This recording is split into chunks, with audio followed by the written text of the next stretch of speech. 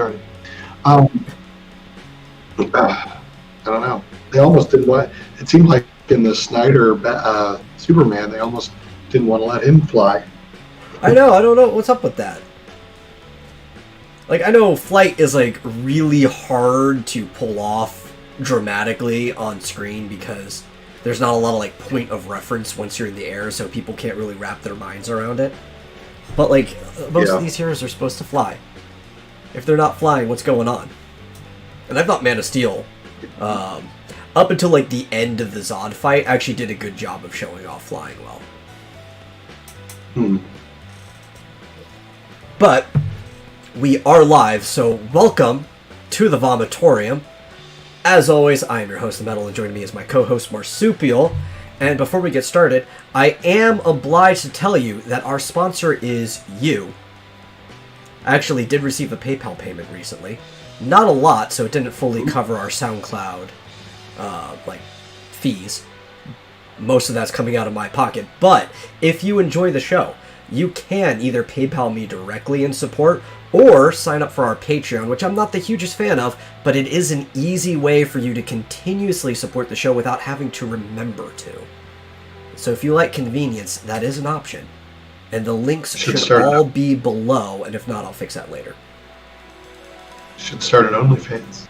Oh, an OnlyFans for the Vomitorium? I wonder what would it even do for that? Oh, dude, OnlyFans, it's like strictly just pictures of hallways. Of what? Hallways? Yeah, hallways. Because, like a Vomitorium is like that hall that goes from like the outer ring to the stands, right? So it would just be an OnlyFans that just shows like really dramatically lit pictures of hallways. Mm-hmm. I had an interesting discussion actually on Twitter with someone about OnlyFans potentially being used as just a Patreon alternative. I mean, there's no reason why it couldn't be. I don't know what it gives you as far as options, like for benefits, if it's only pictures, or I know like Patreon you can post videos and stuff like that, earlier, like Patreon only videos and things like that. I don't know. It seems like OnlyFans could do pretty much anything with Patreon. Yeah, because I do think it has both video and photo capabilities, because I know some people put up stuff. I don't know if you actually put the video on there. I know some people, maybe they just link it in like a post that's restricted to the people only. You could always do that. Upload something to YouTube, put it as like unlisted or private or whatever like that. If it's private, you actually have to add the emails for each individual person, so unlisted would be better, but at the same time, then the link could just get linked out to people, and that kind of defeats the purpose. Patreon can just be like for supporting a channel. Yeah. You don't have to give benefits necessarily to people. There's nothing to say OnlyFans has to be pictures of you or porn. No, Subscribestar is also a very good alternative. Yeah. You do have the links on there. I should. Yeah. It's funny. So like I went through the time to I went through the time to actually like add a bunch of tiers and stuff. And I don't know if anybody's actually looked at our Patreon page, but like the first tier even tells you that every tier after the first tier is kind of a joke and is making fun of you if you choose to pick one after that. But I'm a man of my word, and anybody who fulfills any of the tiers beyond the first, I will hold to the rewards on that. And they're all set up like the Roman class system for the consulate and stuff like that. Neat. Yeah.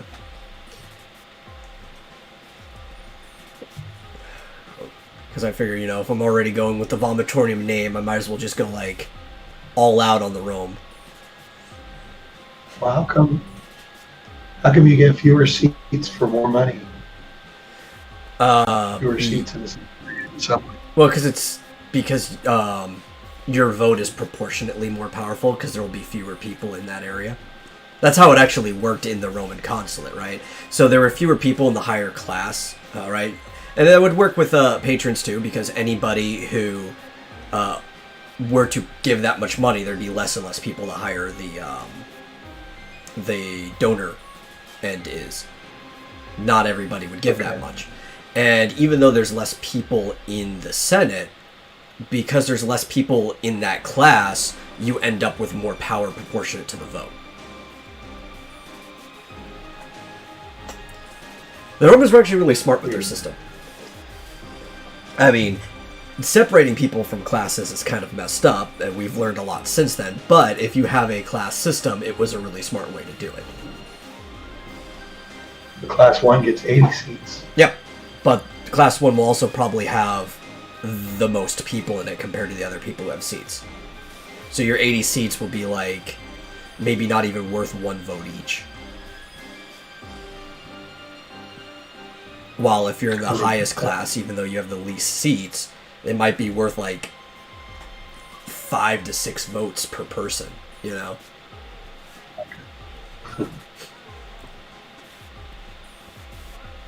It breaks down dramatically, yeah. As we prepare my lecture on the class system of the Roman Republic. It's confusing. Yeah. Hello, Darkened Link. Well, it's confusing, but it's fun. I actually probably could teach a whole class on the class structure of the Roman Republic.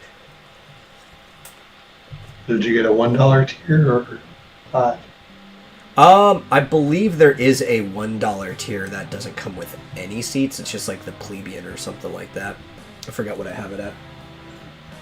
I also thought it was fitting because you have it in front of you. You said you got someone on there. Oh, do what I? What level was that? You said that earlier. No, I said somebody PayPal'd me directly for support. No, we don't have any patrons yet. No. Oh. No, what I just thought was funny, going with the Roman system, that's actually where the term patron comes from, because that was their system. Yeah. It's also where the word patriarchy comes from, too. Both of them came from the patron system. Yeah. But we have more interesting probably for our average viewer things to talk about. I mean, this is extremely interesting for me, but I'm also weird. And I guess we could start with the Green Lantern stuff, right? I don't know much about it. Did you look into it? Not really. Here, I'll look into it like right now. We can do this live. I know that I guess there's a show that's coming out. Yeah, but HBO Max. Right. And some people are upset that Hal Jordan, Kyle Rayner, and Jon Stewart are not listed as being characters in it. But I suspect that the reason is because they're probably going to be in the DC movies. Yeah, so they're pretty bad like that with the shows, right? Because historically, they have, with Arrow, for specifically, right? They have decided to cut things out or end arcs early or mess them up because of movies they were going to do. Like the Suicide Squad was supposed to be a full arc in Arrow, but then the Suicide Squad movie was coming out, so they kind of just like tossed that, like, no, you can't use that anymore.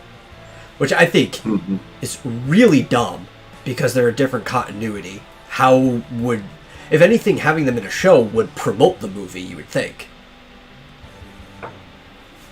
Yeah. You'd think, but I don't know if they're trying to, I don't know if they're trying to do something with the continuity, have them, I don't know. Apparently, they all exist in the same multiverse, though, right? Because of the whole Arrowverse, Crisis of Infinite Earths thing that went on. Mm-hmm.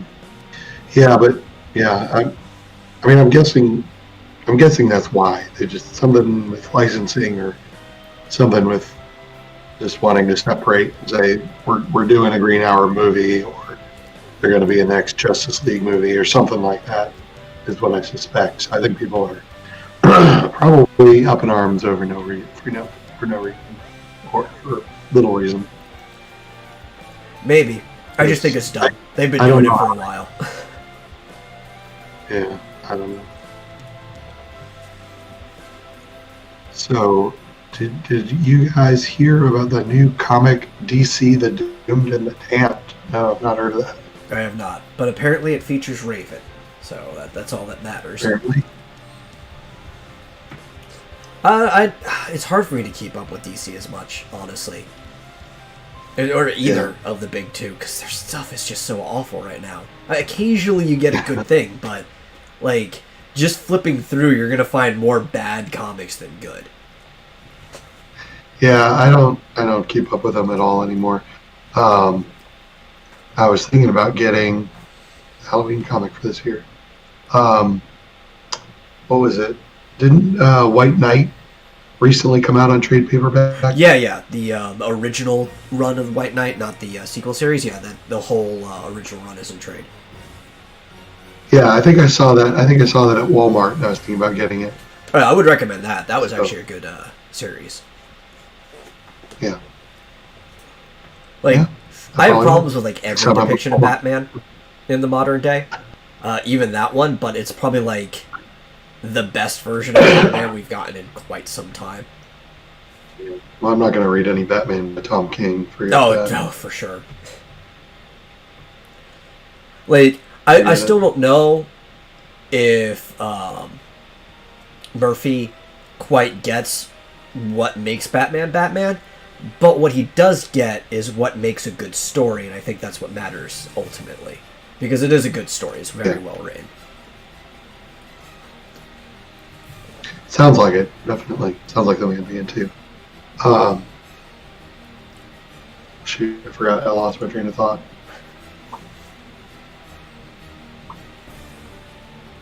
White Knight. I don't know. He Greenlit actually what did they greenlit that he kind of has like his own Earth now, right? Like they call it the Murphyverse or whatever.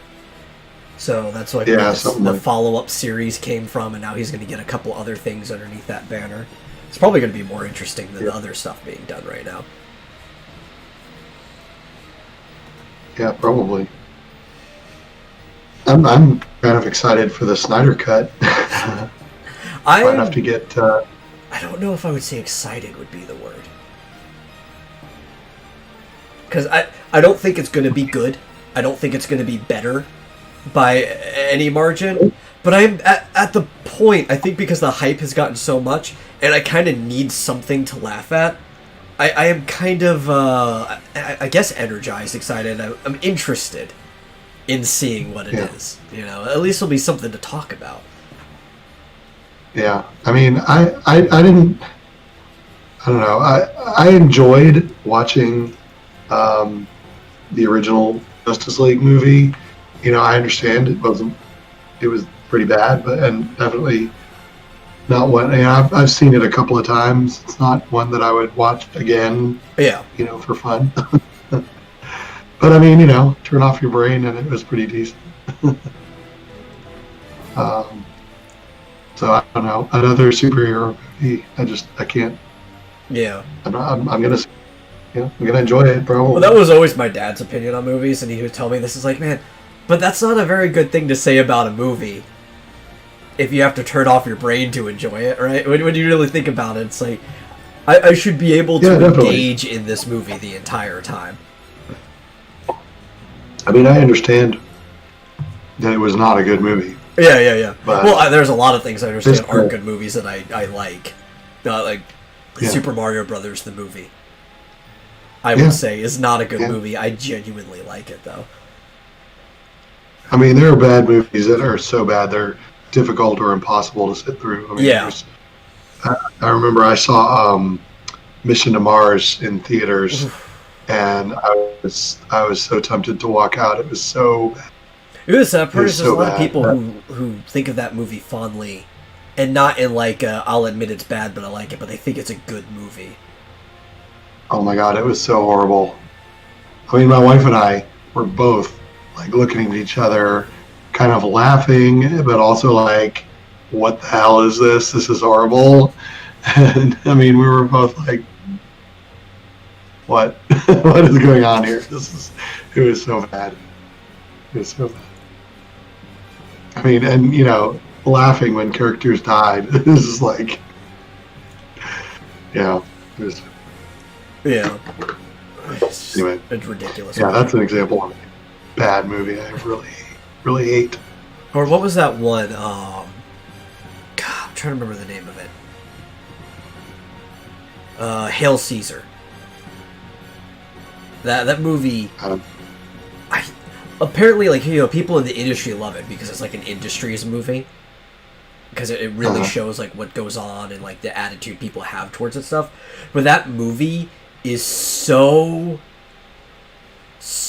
dull in its pacing and everything about it that my dad actually walked out of the theater when he went. He paid to watch it and he walked out like halfway through. And then I'm like, okay, it can't be that bad. And then I watched it and I gave up and I told him the spot. He's like, yeah, that's actually when I walked out. I was like, oh, of course. It was that bad. And people praise that movie too. Yeah, see, now I agree. I like the Green Lantern movie. I had fun with that movie. Too. I don't even think you have to turn your brain off for it. Well, No, Green Lantern. I know it got panned, but I thought it was decent. I actually saw it in a 3D theater, so I think I paid like $15 to see it. Yeah, because that was back when they were actually still splitting the difference between the theaters and stuff. Now they just have two projectors in like every theater, and they just choose to turn the other one on. Oh, really? Yeah, like in my normal, I think it's a Cinemark, right down the street. Every single one of the theater houses, I think, has like two side-by-side cameras because they don't have to be as far apart as they used to be to make it work. You have to like have two different whole camera houses and stuff. And now pretty much every single theater can be 3D if they're showing a 3D movie. I haven't been to theaters in years. Yeah. But when I went to see that one, it was in a special years, and 3D. It turns out it was just the lockdown. No, I hadn't been for years before that. But yeah, I was like in one of those special 3D theaters with the big tilting leather seats and everything. So yeah, it's like super expensive. The thing is, more and more theaters are just becoming like that as their default. Like a lot of AMCs are now all have like recliner seats and stuff like that, which I think might be better, right? Because if instead of like the normal small stadium seating, if everything was recliner, then you'd kind of already be naturally social distancing inside a theater. It was like just the bigger leather recliners and stuff like that. Yeah. Sure, you'd pack less people in, but you don't have to worry about things. True. See, so The Boys, actually thinking about it real quick before we get on to The Boys, I don't think I would actually mind having everybody have to wear a mask in the movie theater, because then it might muffle some of the sounds that come from people, and you'd have to like maneuver it to eat popcorn, so people would be like, nobody would keep it on obviously because nobody follows the rules, but in theory if people did, people were less likely to just be chewing popcorn the whole time because their mouth would be covered and people wouldn't want to maneuver that thing over and over again. I think it could actually be a positive change for movie theaters. So I take it off because I want to eat popcorn. I like eating movie theater popcorn. The only thing I like is I need a drink when I'm watching a movie, right? Like I need like that large soda sitting there and I can just like slurp at it over the course of the whole movie. Yeah, I need both. But The Boys. Have you seen The Boys? I've seen the first episode of the first season. That's about the same here. And yeah, it just didn't grab my attention. Maybe I should give it more of a chance, but it's just like kind of boring. Yeah. I don't know. Maybe it gets more interesting. So, and you've probably heard me say the same thing about a lot of shows, but my thing is, I usually give every show 2 episodes, right? Which it's probably because I'm a writer, and when you're in creative writing, you're taught that the very first thing, it should be episode 1, but the very first thing that you see is supposed to grab you. Because it's like writing a novel. the first sentence has to grab you to get you to read the first paragraph. Then the first paragraph has to get you to read the first page, and hopefully the first page will get you to read the whole first chapter. For a show, it's kind of the same. The first episode you see needs to be able to grab you to make you watch the rest of the show. But I know this, and this is probably why I give it 2, is the I'll try anything twice type thing. Because the first one might just be really poorly done, for all I know. The rest of the series might be good. But if they can't grab me by the second one, I'm just out of there. And the same thing with The Boys. That's why I asked you with, what's that one that you were asking about before, the Umbrella Academy. I was like, does it get better after episode 2? Because it didn't grab me in the first 2 episodes. Oh, the Umbrella Academy. Yeah. Did you watch that? I watched the first 2 episodes and it didn't grab me. I still haven't gone and watched 3, because I asked you if it got better. And a couple different people told me it got better after episode 2. So I eventually will. It's just getting to anything. Yeah. But The Boys... People complained about Umbrella Academy Season 2 because it gets into, like, social issues or whatever. But it was like... It wasn't... I liked Season 2. I mean, they go back to the 60s, I think? 60s or 70s, maybe? And it was just like, okay, but it's topical. I mean, it was a little bit trite, but I didn't think it was overdone. Yeah. Or I didn't think it was... Oh, I didn't think it was preachy. I thought it was, well, they're in the 70s. You know, what do you expect? You know? Yeah, I think people have just gotten a little too sensitive to any type of social issue showing up in any story these days because of how they've done. But like, I don't mind social issues showing up in stories, even modern ones, as long as it's not ham-fisted, right? As they leave it open and let you, as the audience, kind of like take the information and make of it what you will. Kind of like I think the Orville did a good job of that. Was just like it covered things, even a modern topic too. But they kind of showed you both sides and let you as the audience be intelligent enough to come to your own conclusion by the end. Yeah. I guess they were in the 60s. Yeah. Because there was the thing about John F. Kennedy or something. So. Yeah. But yeah, I mean, okay, so they did a bit about, you know, civil rights in the 60s. Okay, it was a little trite, but it wasn't ham-fisted, I didn't think, or it wasn't preachy, or really even like tying it back to current day. It was just a little bit trite. Yeah. But I don't think it was bad. No, I heard the real problem with season 2 is that the plot was basically just the same as season 1. Yeah, pretty much. That's true. Yeah. They just kind of did it differently. Yeah. I mean, even something like that's fine as long as you do it well. Yeah. Yeah, I was like, I don't want to ruin it too much, but I mean, you know, end of the world brought about by a certain character, and then season 2, end of the world brought about by that same character. You know? Okay. Yeah. But, you know, because they're like in a different way, and obviously different things happen, so I liked it. I liked season 2 just as much as season 1. Yeah. Well, this is like my problem with the Boys specifically. It was not even just that the first 2 episodes were boring, but I didn't like any of the characters. There was not like a single character in those 2 episodes that could like attach me to the show. I didn't like any of them. I thought they were all horrible people. Even like the girl that you're supposed to like, I thought she was a horrible person too. And it's like, why? Why would I want to watch this? And it's not like they're all horrible people. Haha, it's funny. It's almost like it's, in a dark comedy way, it's moralizing you about how horrible these people are, except for the girl who is also horrible, but you're not supposed to think she's horrible. Yeah, and I've actually tried to watch it twice, and I think I stopped at the same place twice. Yeah.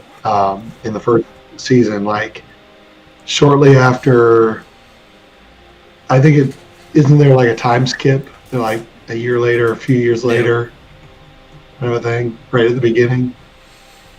Anyway, yeah, I ended up stopping. Like after that, it was like, okay, this is like super boring. I can't take it. So I can't get through the first episode. And then I think and I've said this several times before, but I think I'm also kind of slightly aggressive to that show. Like, it had to be really good. Because as far as I could tell, that show's the reason why we didn't get the tick back. Oh, yeah. Yeah. And like, if you're gonna take the tick spot, you better be really good. And then it was like, blah. No. The Tick I watched all the way through. Oh, the tick is so good from beginning to end. Yeah. What was the movie? Oh, see, I gotta remember. I still haven't seen season 2 of One Punch Man. Oh, Because I didn't even realize there was a season 2. So I gotta go back and watch that. Because I love that one too. I watched season 1 all the way through. Well, did you watch season 1 in Japanese or English?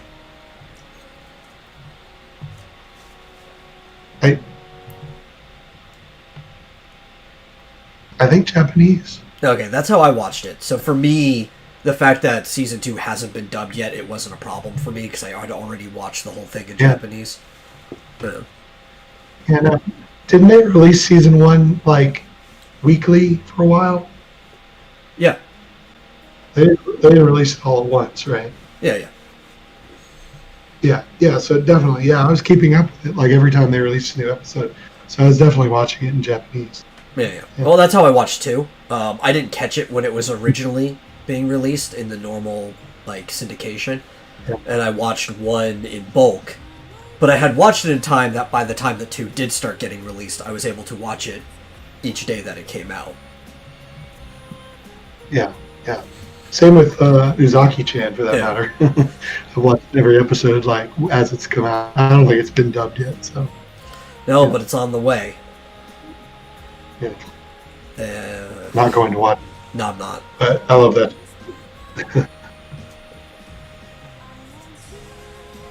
See, for me, like, and I don't even hate the entirety of Funimation. There are some really good people working there. There's specific people there that I don't like. And it makes me, like, less likely to want to support any product that they're directly attached to. You know what I found out? Yeah. As far as what project they're attached to? Yeah. Genshin Impact. Yeah, I know. Someone on Twitter was like, "Why do I hate the English dub acting in it? It's so bad." And I was like, "Oh, that's interesting." And I went and looked up who it was. So I was like, "Oh, god damn it, it's Funimation." Yeah. It's like, actually, it really bothered me. Okay, and I'll spoil stuff about Genshin because honestly, I've been playing through it. It's a good story, but it's the type of stuff that, like, even me as somebody who is super against spoilers, there's nothing that's been good enough that I would care if somebody spoiled it for me. Right.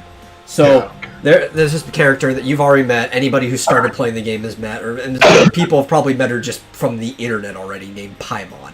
Very, very annoying character. She's like this little fairy that follows you around and does most of the talking for you because you're supposed to be like the silent protagonist type in the same way that like vein of Link. And Paimon herself in the third person. Yeah, that's super annoying too. Because she doesn't refer to everyone always in the third person, right? Like, she'll come up with nicknames for people, but she'll also be like, you, sometimes. Like, well, why can you use pronouns for someone else but not yourself? Yeah. And I think it's just because of some type of hyper-inflated ego. But she's very annoying. Her voice is annoying, too. I don't know who voices Paimon, but it's a really annoying voice. And anytime I get a chance to, like, rip into her, I will. Like, the whole thing, like, I always call her emergency food or play back to that joke any chance that I get. Because I hate this character. It's not like Navi. Because Navi wasn't that annoying. I actually didn't even find Navi that annoying. But that's because all she does is make the same, like, 3 or 4 sounds. And for the most part, you can kind of choose to ignore her. She's not like... She's more like Fee, I would say. Paimon's definitely a lot more like Fee. Who, again, I think we talked about this too. As a character, Fee's a great character. In gameplay, she's super annoying. Paimon's worse. And she has this point, these 2 lines within the same, like, story quest, really bothered me, and you know it's translation team stuff. One time they were talking about, so there's like these archons, which are kind of like demigods in a way. They're like the avatar of that element that the actual god put in place to guard over that element, right? So they're gods in a sense, but they're also kind of mortal. And the Archon of Earth visits, the Archon of Geo visits this town of Liyue all the time. And she's talking to a bunch of people, and they're like, I won't spoil why they're helping you out, but they're basically giving you free stuff because of that Archon and what you're doing involving it. And she says, it's like, gee, it seems like most of the story involving this Archon is how he often makes cameo appearances at other people's places. And it's like, why would you use the term cameo appearance in this setting?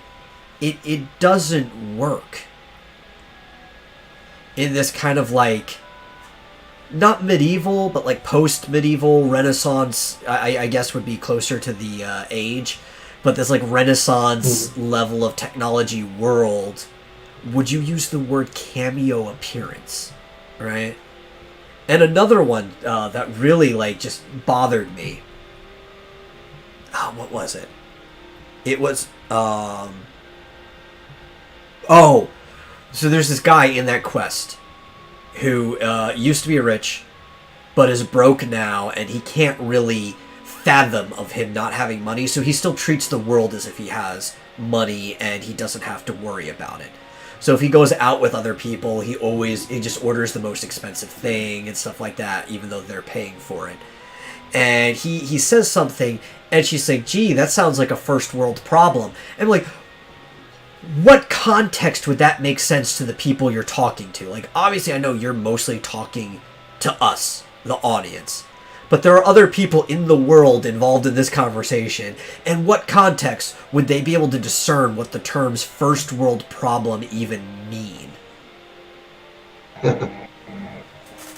Like, I almost blew a gasket when I heard that line. Is that a writing or a translating? It has to be a translation issue? thing, yeah. I don't think it was the original Japanese text. So I've been somebody's like half tempted to change the language to like Chinese or Japanese or something like that, just one of the other languages, but I don't know, man. At this point, I think I've put up with the bad translation for so long that there's a part of me that wants to see what else there is that's been like really bad. It's almost like if you're watching a really bad movie and you're already like an hour into it, you kind of want to see what's the last half hour left. You're past the halfway point. You've already sunk investment into this, and you kind of want to see how it ends. So I think I found, it looks like the voice actor for Paimon is Christine Marie Cabañas. Not super familiar with her, but whatever voice she did for that is really grating. Yeah. And I don't Really, usually always blame voice actors for the voice they use, because there has to be some type of director in there giving them direction for how they should be acting. So you can even have an otherwise talented person doing a pretty awful voice. Apparently she was in Kill la Kill. Who'd she play in Kill la Kill? Mako Manken Shoku. Okay, yeah, that makes sense. You know who that is? Yeah. And she was in Pokemon Origins, playing Caterpie, Pidgey, and Mew.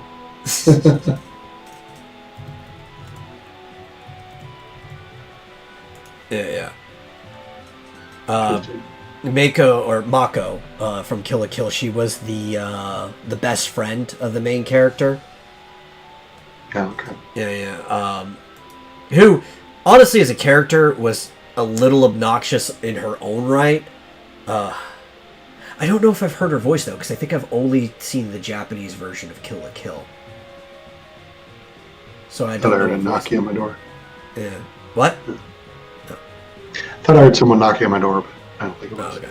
Yeah, but I think I've only seen the Japanese version of Kill la Kill, so I don't think I would be able to place her voice as that character anyway.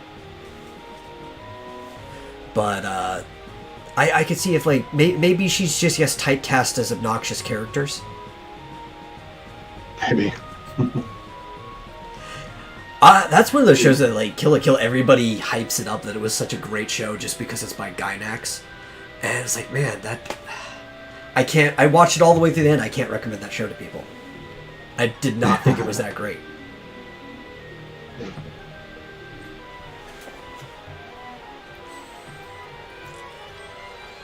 Well, what else is new? I don't want to open up my browser on my computer here because I'm afraid it'll screw up Discord. Yeah, I don't blame you. I've got my browser on my laptop. So you think they're going to do a like a Spider-Verse? I heard Andrew Garfield is not up for reprising his role as Spider-Man. I think it would be awesome if they did all three live-action Spider-Man in the same movie. You know, that might be enough to actually get me to watch the movie, because I have not liked either Spider-Man movie that's connected to the MCU so far. It's not even Holland. I thought he was fine in Civil War, which is funny because otherwise I do not like the movie Civil War, but I thought his portrayal of Spider-Man in it was pretty good. Yeah. But it's just how they chose to use Spider-Man after that point. I was like, this isn't Spider-Man. This does not feel like Spider-Man at all. I have no idea what they're doing here. And my only problem with Garfield specifically was how choppy the movie was, right? Like, there's no really solid flow to it. It kind of just feels like it's bang, bang, bang, bang, bang, bang. But otherwise, the story was good. It felt like a Spider-Man story. I think Spider-Man 2 from the old Raimi trilogy that has, what's his face? Topher. No, not Topher. Well, Topher was in it. He was Venom. Tobey Maguire. Right. I thought Spider-Man 2 was probably the closest to a good Spider-Man movie we've gotten. Like, by good, I mean all three of the movies from a cinematic perspective are good movies. Even the third one that people like to rag on is like, no, cinematically it's a good movie. That it does what it needs to do. But when it comes to like actually capturing what Spider-Man is supposed to be, I think Spider-Man 2 is the closest that we've gotten so far. So I definitely love to see Tobey come back. Yeah. Yeah, I mean, they could do Spider-Verse with all three of those guys, add in a Miles Morales, and, you got like a live-action Spider-Verse movie. As long as they rewrite Miles, which I heard they did that in the animated, but I had to watch the animated version in bits and pieces. I couldn't watch it all the way through, the Into the Spider-Verse, because the animation bothered me the whole time. Really? Yeah, that kind of like really use the word choppy, and I heard it was kind of similar to how they did the Lego movie, but with the Lego, it didn't bother me how choppy the animation was. But the Into the Spider-Verse animation was like really jittery by design, and it was bothering me, like my eyes, the whole time watching it, because it was like playing a game that was dropping frames. Yeah. And it's like, dude, I hate it when my game drops frames. I don't want my movie to be dropping frames. But the bits that I saw, it still didn't feel like a Spider-Man movie when I saw it in bits and pieces. It did seem like they rewrote Miles to actually be a likable character, because in the comics, he's not a very likable character. He's kind of like a more boring version of Peter Parker. Like, he's got less personality than a brick in the comics. In fact, for people who are versed in video games listening, the analogy I usually like to do is say that Lightning from Final Fantasy 13 actually has more of a personality than Miles Morales. And that's saying something. That's bad. Yeah.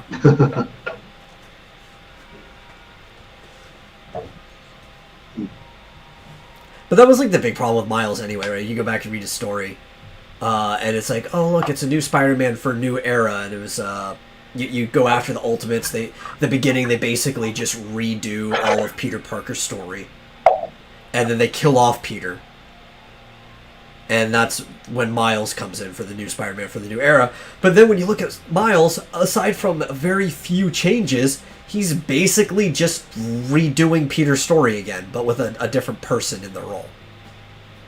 And it's like, Yeah. how is this a new Spider-Man? It's the same thing. I don't... Well, I never, my only real exposure to Miles Morales was that movie. Yeah. I mean, I just. But if that was your only exposure, people then say- you can develop a positive opinion on the character because they actually made him more interesting. Yeah, exactly. But I've heard people say, "Oh, that's a new character that I actually like in the comics." So I assumed he was decent in the comics. But now I'm hearing not so much. No, he's boring. He's very boring. Well, what do you expect? Modern comics writers are terrible. Well, he was invented by Brian Michael Bendis, so that probably tells you everything you need to know about the character. Isn't he the one that made Iceman gay as well? No, that wasn't Or is him. that some- Though he might have had an influence on the decision in some way, that wasn't him. Oh, right. Yeah. Bendis is the guy who's running... Well, actually, I think they're about to take him off, but he was running Superman currently. He's also the one that made right. Ironheart, Riri Williams. He was an annoying character. Oh, that's what it was. Yeah. Yeah. I've This never is liked obsession Bendis. with. I mean, I'll tell you what. I mean, at least he's making new characters instead of changing old ones. Yeah, but You gotta like his give him new that. characters are basically just rip-offs of old characters. And not even like you're parroting in some other world. You're ripping off an old character in the world that the character lives in. Yeah, but I mean,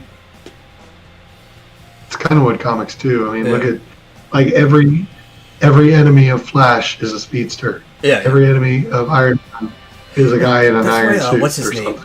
Captain Cold. I really like Captain Cold because due to the fact that he freezes things, Flash goes fast, but Captain Cold slows things down. It's like, oh my god, my Bane! Yeah, exactly. It's like, that's a wonderful idea. It's genius. Yeah, it is kind of funny how not every obviously, but most of most of Superman the has to enemies fight of other Spider-Man. Kryptonians and stuff. Yeah, most of the enemies of Spider-Man are like other insect-based creatures or animal-based. Or half of them have Or- this similar power sets. Like Green Goblin also has like increased Yeah. strength and reflexes and stuff, and he can't do spider things, but Yeah, if he's fighting Spider-Man, they still fight toe-to-toe. yeah. Or just there's Dr. Octopus, there's Scorpion, there's Rhino, all these animals. Well, that's why I think everybody loves Batman's Rogues Gallery, because Batman is a detective, first and foremost, right? Or at least he was historically. So all of his villains get to be, like, really crazy things, that some of them even have powers, but it's not because they need powers to fight Batman. Whatever gimmick they have makes the mystery more elusive, right? So Right. you're even attacking this from a different writing problem than people who just fight. Yeah, and they wear kind of crazy costumes, kind of like Batman. It's kind of a crazy costume. Yeah. So all of his enemies are kind of Nut foils jobs. to him. Yeah.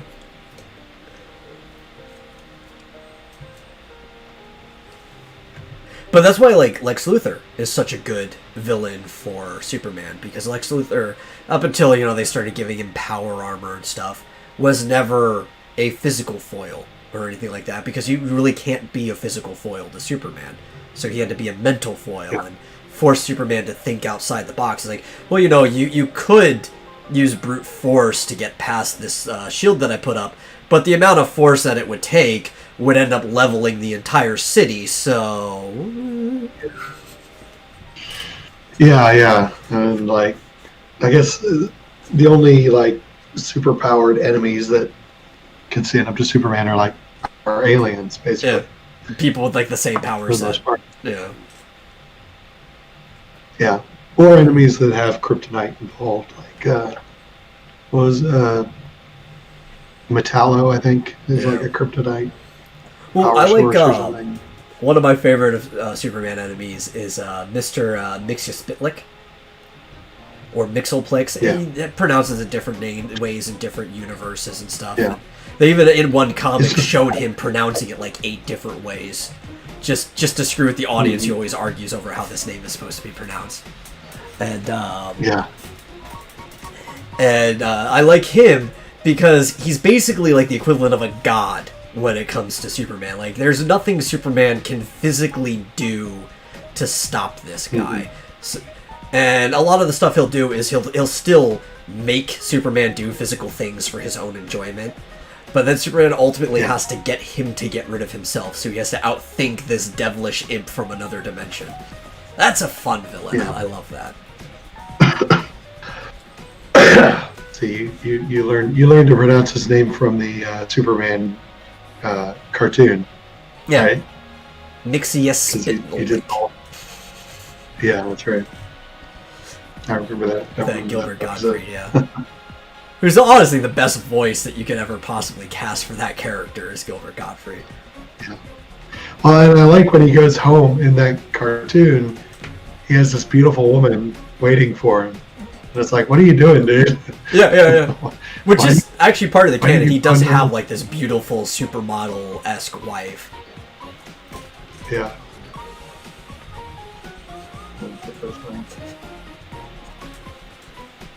It makes me feel like me and my girlfriend sometimes. Why aren't you there? Why are you here? That's right. more like how did this end up with her?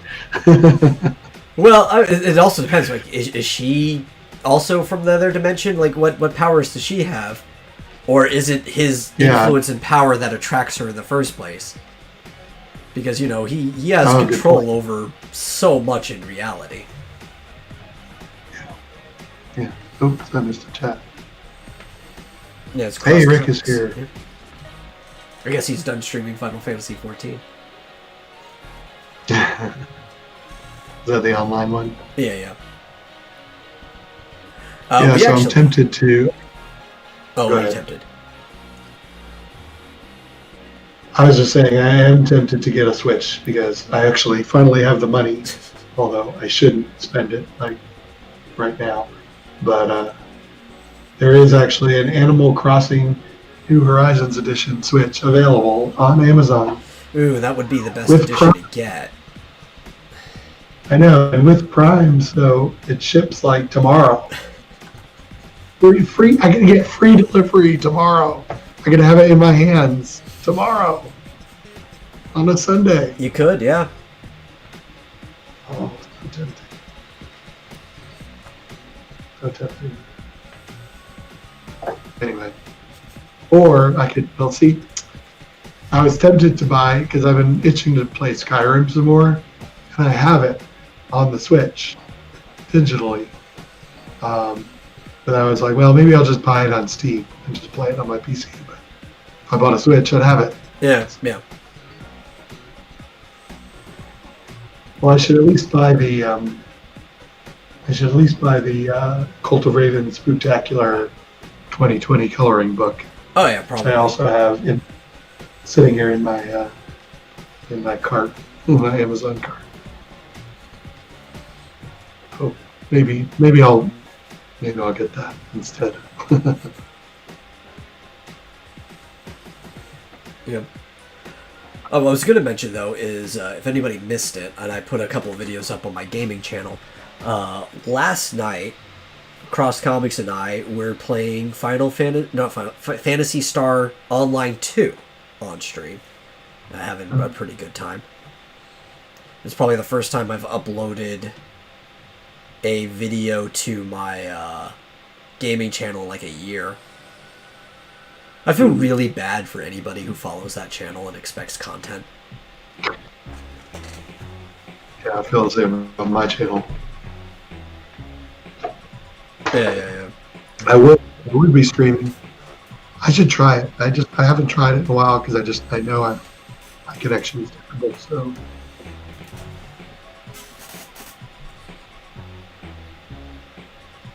oh yeah. I read what he said too, and I agree. Especially because when we were playing Fantasy Star, so here was a problem, right? And basically what Rick is saying is that he would suggest that I play for an hour before we jump on stream because there's a lot of tutorial stuff to do. I forgot when we were playing Fantasy Star how little is available for you until you progress to like a certain part of the story. So we had him do the tutorial mission like a couple days before we went live, and we had this plan that we were going to start doing like gaming nights on Fridays for like over a week now, almost 2, and we were only able to take him onto like the first expedition for every single like exploration map because he had not progressed to a point where I could just drag him into higher level missions. So like the highest mission that I could power level him in was like level 23 or something like that, and it was like everything was just locked away. It's like, dang it, I forgot. So now he's gonna have to go and play some of that off stream if we even play that again. I forgot what game we're playing next. We're either doing Final Fantasy 14 or we're going to be playing Blade and Soul, which is a fun MMO. But that's what we do, I guess, now.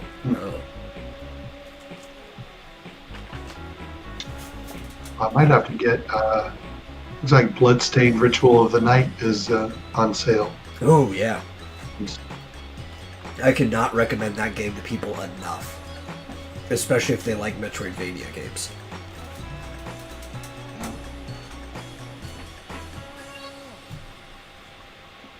Especially like sure, now that I have a controller. Yeah. And the cool part about it is that the game has a New Game Plus mode. So even what mode? New Game Plus, the way it's set up. So after you finish the game, you could go back through on a harder difficulty and still keep all your stuff. The only things you lose are the exploration gimmicks that you need to unlock later areas because it's like a Castlevania game or Metroid, and you need certain equipment to get to certain areas.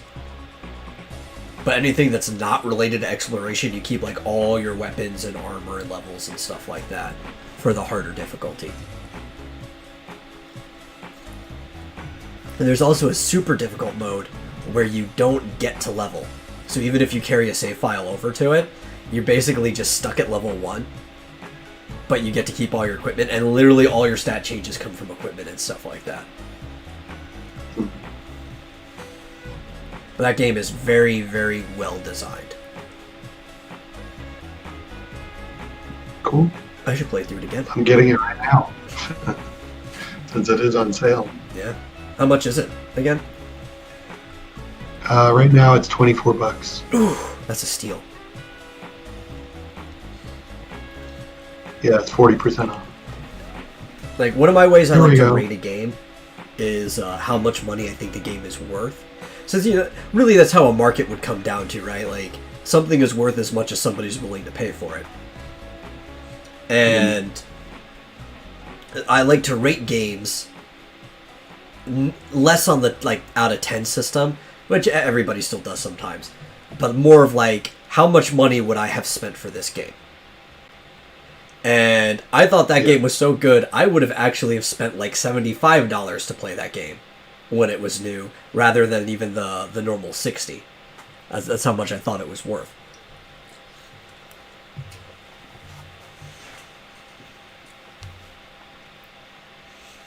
Yeah. I guess it must be $40 normally. Is that where it is now?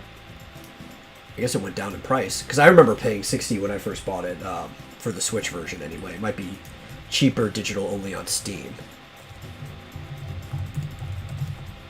Bloodstained is on the Switch. Yeah, that's what I own it on. I probably shouldn't have bought it then. Other than one thing, which is just the background graphics, right? Like the way on the game, it kind of like just the background graphics peer into infinity almost. It just like cascades. On the Switch, it doesn't. So like the PS4, PC, and I think Xbox version of it have like a infinitely cascading background almost, but it's not really infinite. It just goes to the point in which the pattern dissolves in your eye and you can't tell that it stops.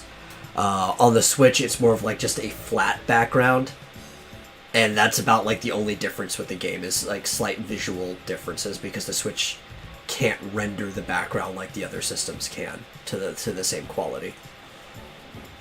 Interesting. Processing power or something like that. Yeah, I'm sure. But other than That's why that, they like need the to come out gameplay's fine. Pro. Yeah. No, I didn't pay $60. It was on sale at the time. I think I ended up paying like $45. And then I got mad because I think I bought it when it was on sale right before the price drop. Because then I went to GameStop like the next week and it was already down to like $40. Like, I could have got it for $5 cheaper. But I would have paid like I said, up to like 70 something because I thought it was that good of a game. But you don't really know that until after you play the game, right? That's why that's a rating and not like something you actually spend the money on the game. Because like, how would I know before playing it that it's a game so good I'd spend $75 on it? Well, I just spent $25 on it. So. Yeah.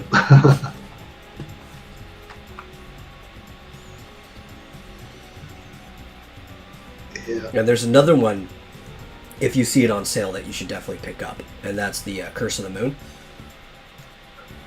which is tied to it. It's a simpler game graphically.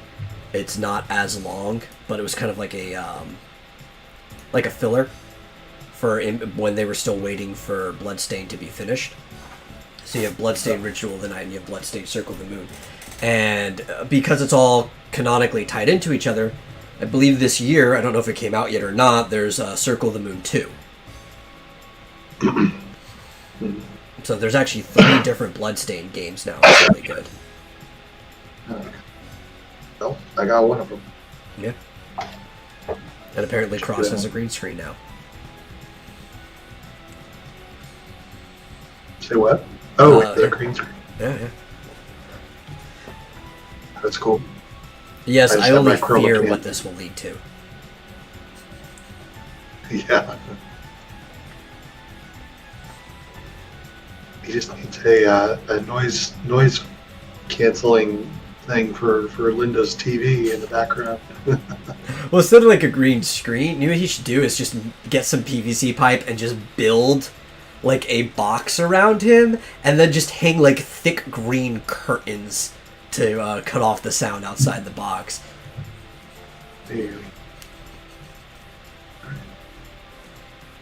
So that noise canceling foam. Yeah.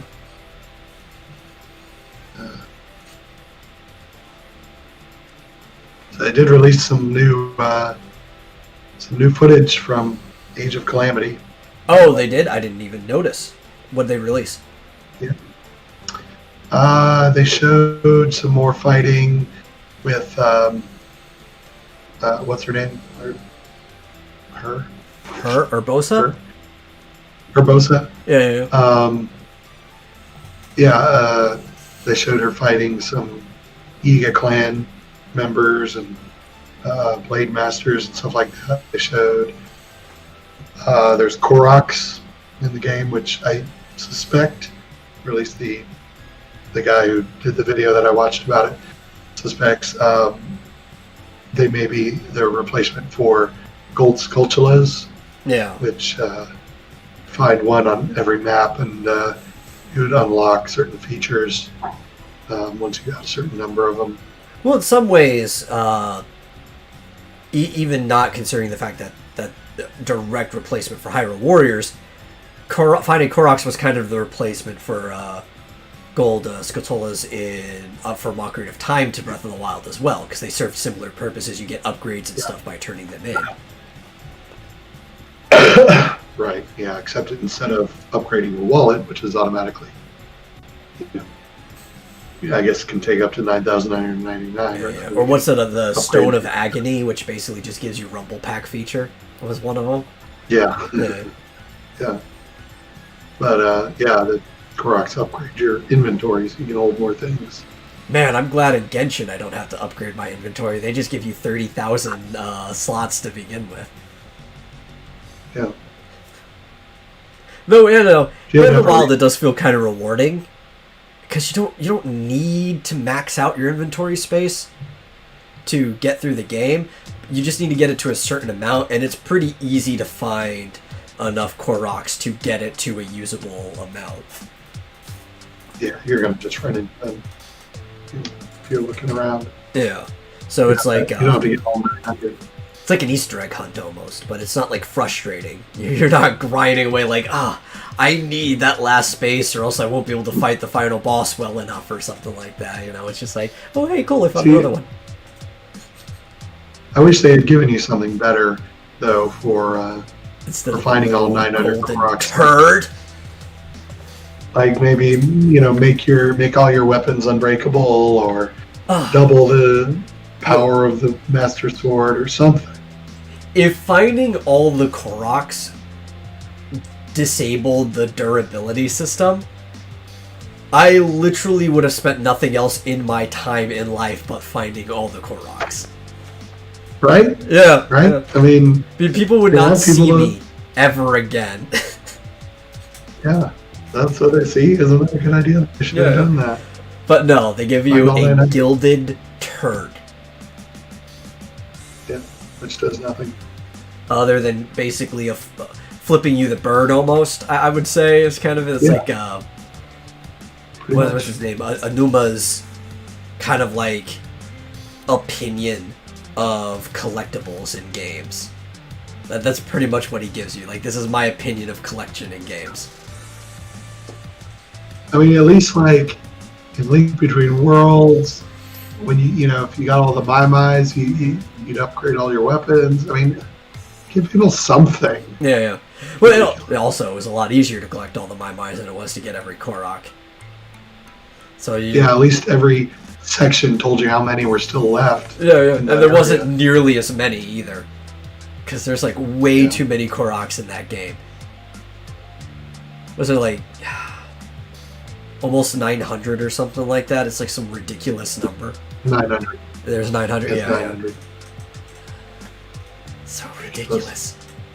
I think in my main save, I had something around 300. 3? That's about it. And I didn't scour, but I mean, this was like without going into maps and trying to find every single one. This was me pretty much going over the whole map just on my own. Yeah. And just kind of looking. Well, I think I've probably only found like 3. On one of my files, I definitely passed 200. I know that for sure. My mom, I know, had gotten up to like 630 at one point in time. I don't know if she still has access to that save file anymore, but it's just like, how are you doing this? You don't even need that many. I feel like to max out your inventory, you only need like 400 or probably. Like I know I did max, but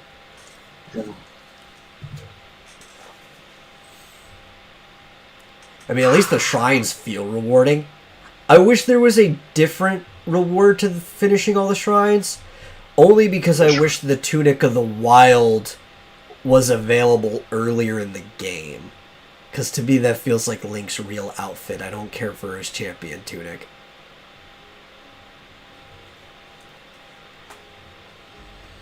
Yeah. Like, you don't mess with a man's hat. He's been wearing that hat for 30 years now, and you took it away from him. Yeah. Yeah, it does bother me that the Champion's Tunic is the most powerful in the game. So, Yeah. but I don't want to take off his normal. Well, if you get it though, at least His outfit. you know, full health and whenever your sword shoots laser beams. Mhm. Oh yeah. So what else? It did briefly show that there's like a wall jump technique, which didn't look like that much big of a deal. Yeah. Um, What is this, Mario? oh, and they showed like, yeah, I know, or Metroid or something. Yeah. And they showed a like a training session. So like one of the early missions, I guess, it's Link fighting against other Hylian warriors, but it's like a training session. Yeah. And he fights against Daruk in that scene. And then they also showed Hinox, whatever, which looked a little bit faster and a bit more interesting in this one. It did like a rolling move and it like jumped and like tried to belly flop onto the character. Those Hinoxes are freaking crazy, man. Yeah, you had to defeat it in a certain amount of time. I don't know what else, but it does still have the whole like weak point gauge where you have to decrease this little circle weak point gauge, and when it gets down to 0, you can do kind of a special attack No, okay. that will typically kill it or knock its hit points way down, just like in the original Hyrule Warriors. I'd imagine that's in regular Warriors. Yeah, it's a common like mechanic that you see in the Warrior series in general. Yeah. Yeah, now that line is stuck in my head. Anytime I hear Daruk's name, you just instantly in your head hear like, Daruk's protection is ready to roll! Yeah. It kind of just like, it became a meme really fast. You just hear it all the time. Yeah. Yeah, you do hear it all the time. I think it has like the shortest cooldown. Either that or it's like close to Rivali's Gale, but it's louder, so you just hear it all the time. Probably especially because it automatically goes off, right? Rivali's you have to choose to use it, but like any time you shield, it just Daruk's protection goes off. You can't choose not to use it. Yeah. Unless you do a perfect parry. Yeah. Then it won't use it. Because it's a substitute for a perfect parry if you don't land it. Basically. Yeah.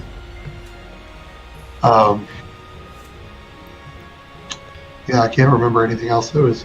I mean, they just showed off a lot of Urbosa's lightning skills, and they showed like some of the menu stuff, like the blacksmith for upgrading your weapons. And the menu looks exactly like the Breath of the Wild, weapon menu. Mm-hmm. I do love menus. I think menus are probably the most important thing in any game. And I'm telling you that as somebody who has played through most of the Dot Hack series, where the games are like 80% menus. Yeah. Well, you spend a lot of time in there. Yeah. And then the map, they showed the whole map of Hyrule, and it looks very, very similar to Breath of the Wild. It was like one of the things that identical. I really like about the Warriors games is they're probably the only series that hasn't really given up on making menus special. Even if they're just trying to match another game. But like, you remember back when menus used to be special in every game? Like, almost like menus existed in a different state or part of the game from everything else. Like, I always think of the original Final Fantasy, where if you pull up the menu, the overworld music stops and it starts playing like this dedicated menu music for you.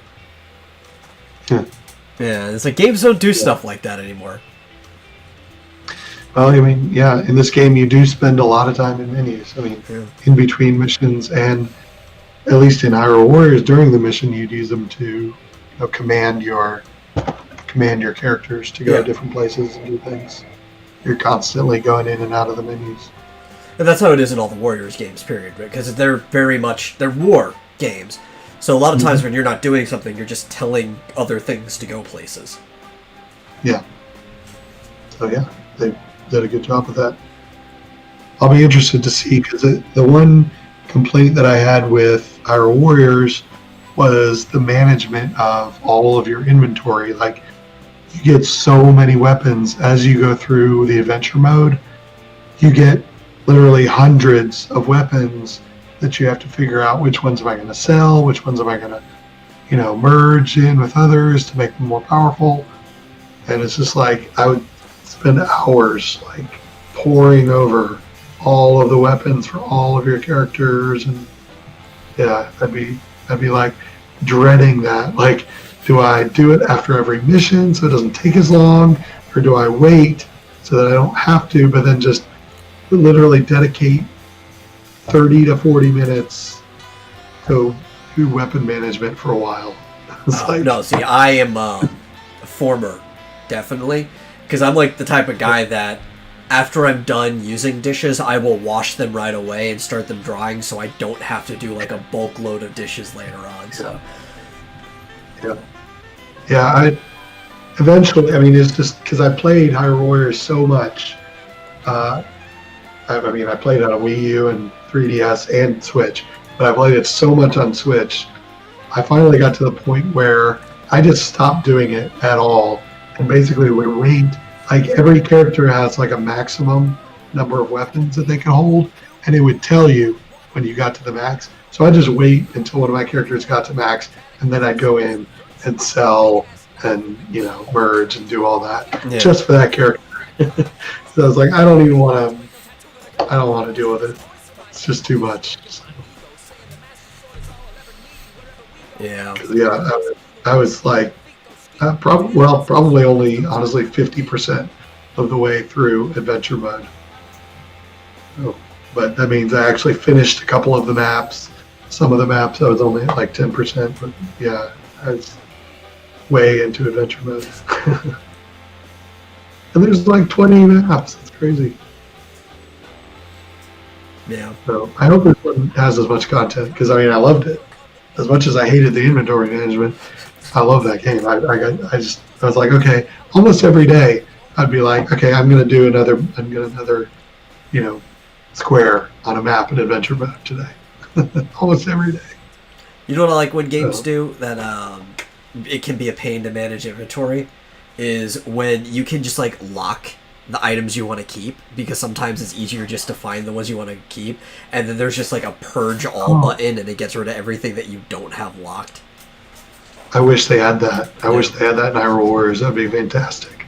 Just like trash all, boom. Yeah, I would always want to choose like 6. See, they're only, in my opinion, in Hyrule Warriors, there's only 6 powers that are worth saving. Oh yeah. In the weapons. It's like, whatever it was, hearts, stars, it was the ones that basically got you better weapons. Was basically it. Or experience, or more rupees. So I'd always like try to find the 6 best weapons with those. That's why I would have loved to like mark those and say sell shoes, clovers, and balloons. That's right. Heart, stars, and rupees. But yeah, oh man, that would have been great. Just be like, purge the rest, I don't care. Every game needs a purge all button. It just needs to also have a warning like, are you sure you want to purge all?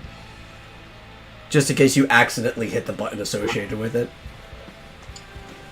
Or like, if you could say, save everything only with these attributes, or highlight them at least. So I wouldn't have to go into every single weapon and look, okay, what powers does this have? What powers does this have?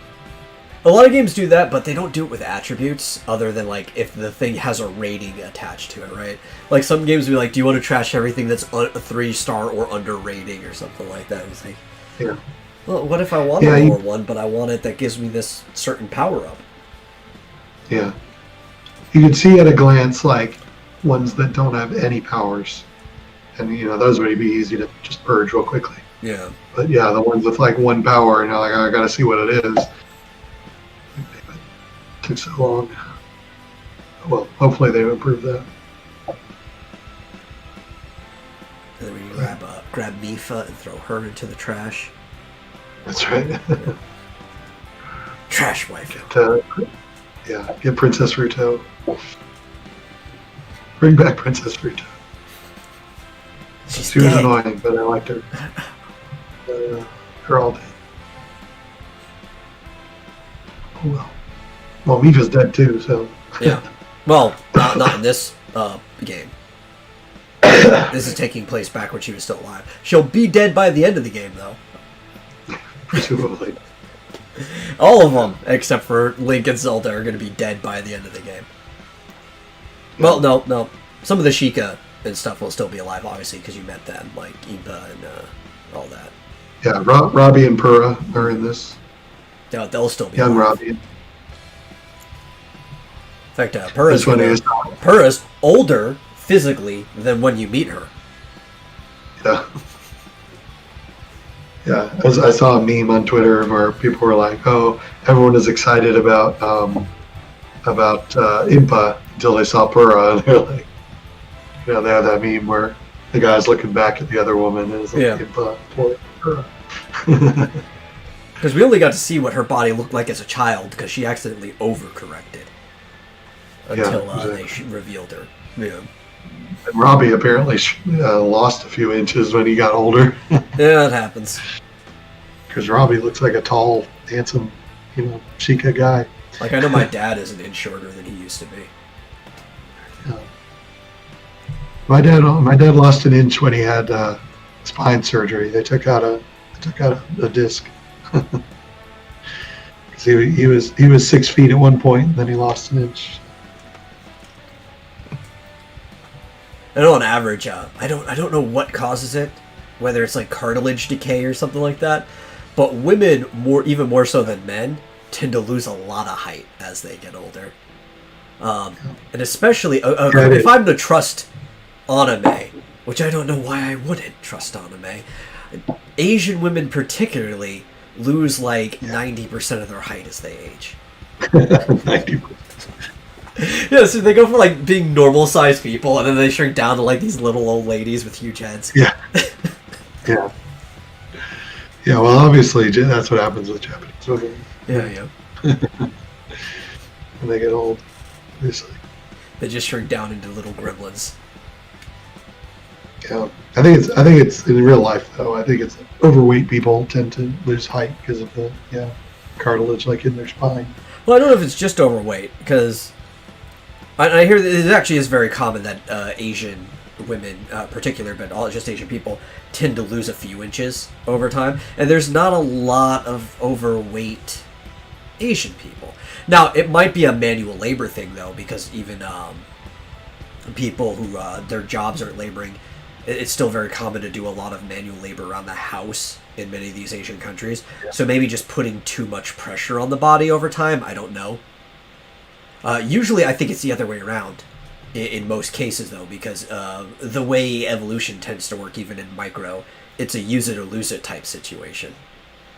Right? Like, you can put too much pressure on something, sure, and end up busting, but if you don't put enough pressure, things usually get weaker because you're not using it properly. That's even kind of like the same principle to muscle growth. If you're not constantly working out, it atrophies. So I mean, but I think as you get older, your muscles lose the ability to sort of get stronger in that way. Yeah, well, that's why it's more maintenance than anything, right? You're not actually getting stronger. You're just trying to reduce atrophy by still, at least keeping, they say, staying in shape, right? Like, you're never going to be able to bench more. In fact, you're still going to lose some strength over time, but you can stop the muscular decay to some degree. Yeah. But it is definitely a use it or lose it thing. Mm-hmm. So I don't know what actually caused it. I probably have to do a lot more research. There probably is research into it too. I've just never read it. Mm-hmm.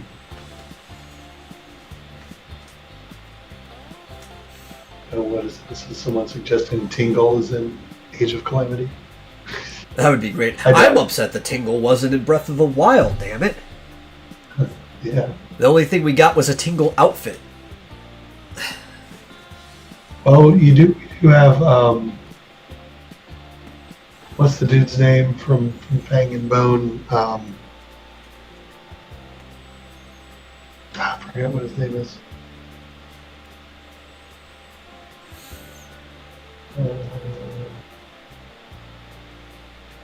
Wild.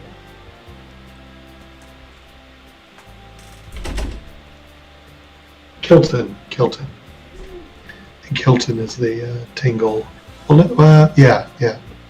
Well, sort of. I mean, he's completely different, but Yeah. he's kind of good. See, I want. Well, wait. I don't know how old Kilton is. It's hard to say.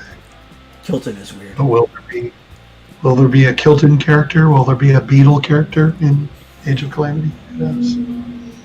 You'd hope for it to be Beetle, because Beetle seems to be... I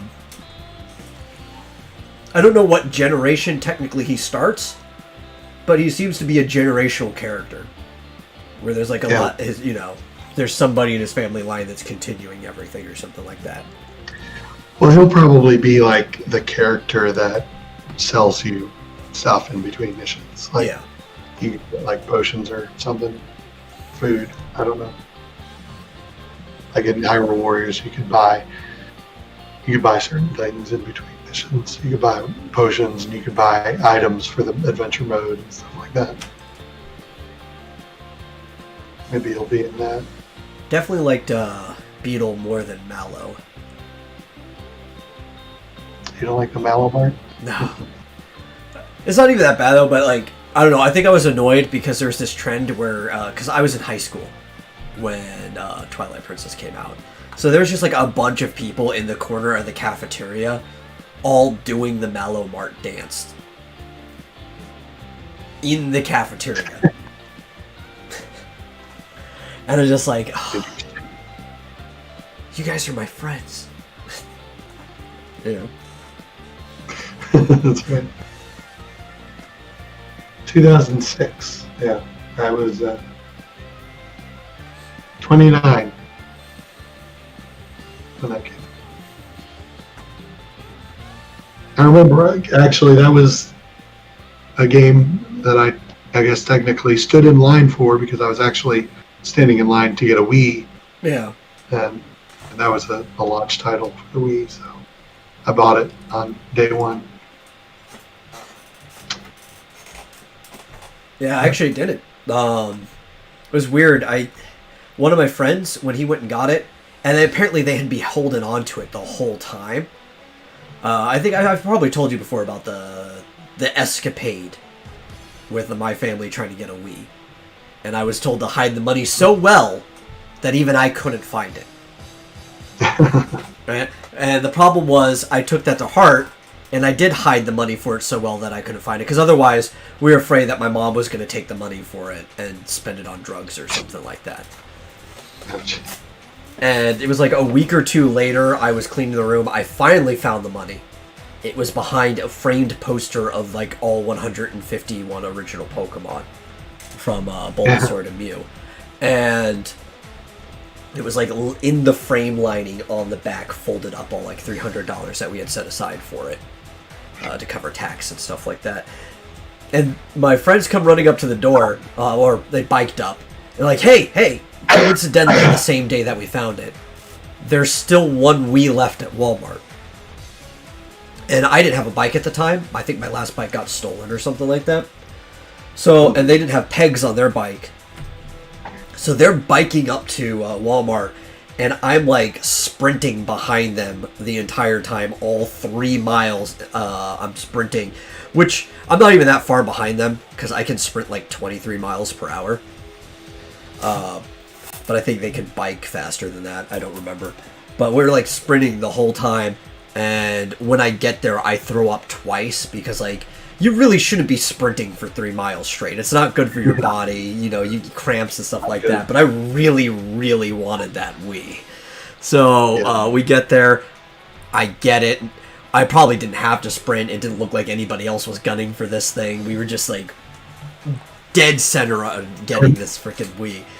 And like the next day, the same friend who had told me about it, or one of the two, he and his mom drive up to my house and they give me a copy of Twilight Princess because apparently he had bought 2 when it came out and had been holding on to one for me the entire time, and even gave me like the guidebook and everything that went with it. I think I still have the guidebook in my box somewhere or whatever, too. Not that I really used it. I've mostly let my mom borrow it. I think the guidebooks aren't fun. They kind of just, like, ruin the exploration of the game. Yeah. I have to go to the bathroom really bad because I've been drinking water this whole time, so I'll be right back.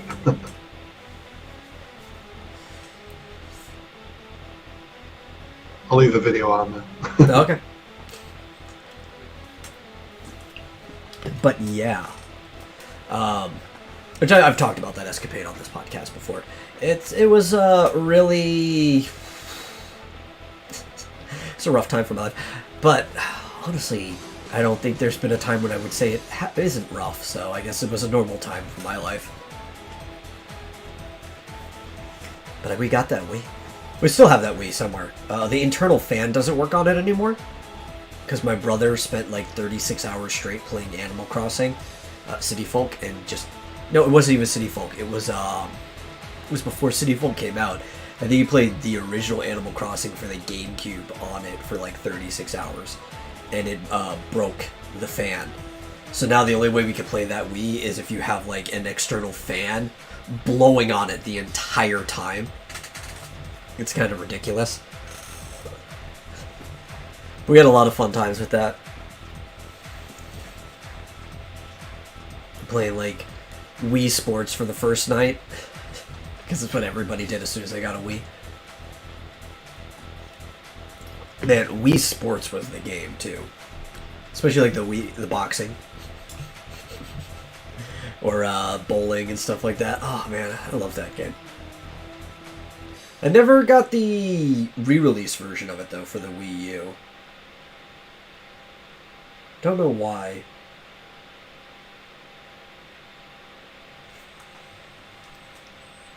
But I don't know.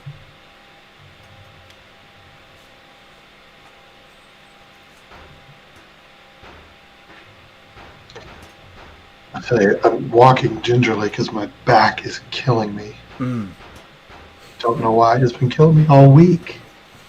And it's like, what changed? I really hope it's not like kidney stones because I know that can make, new backaches. But you know what can also give you backaches? The flu.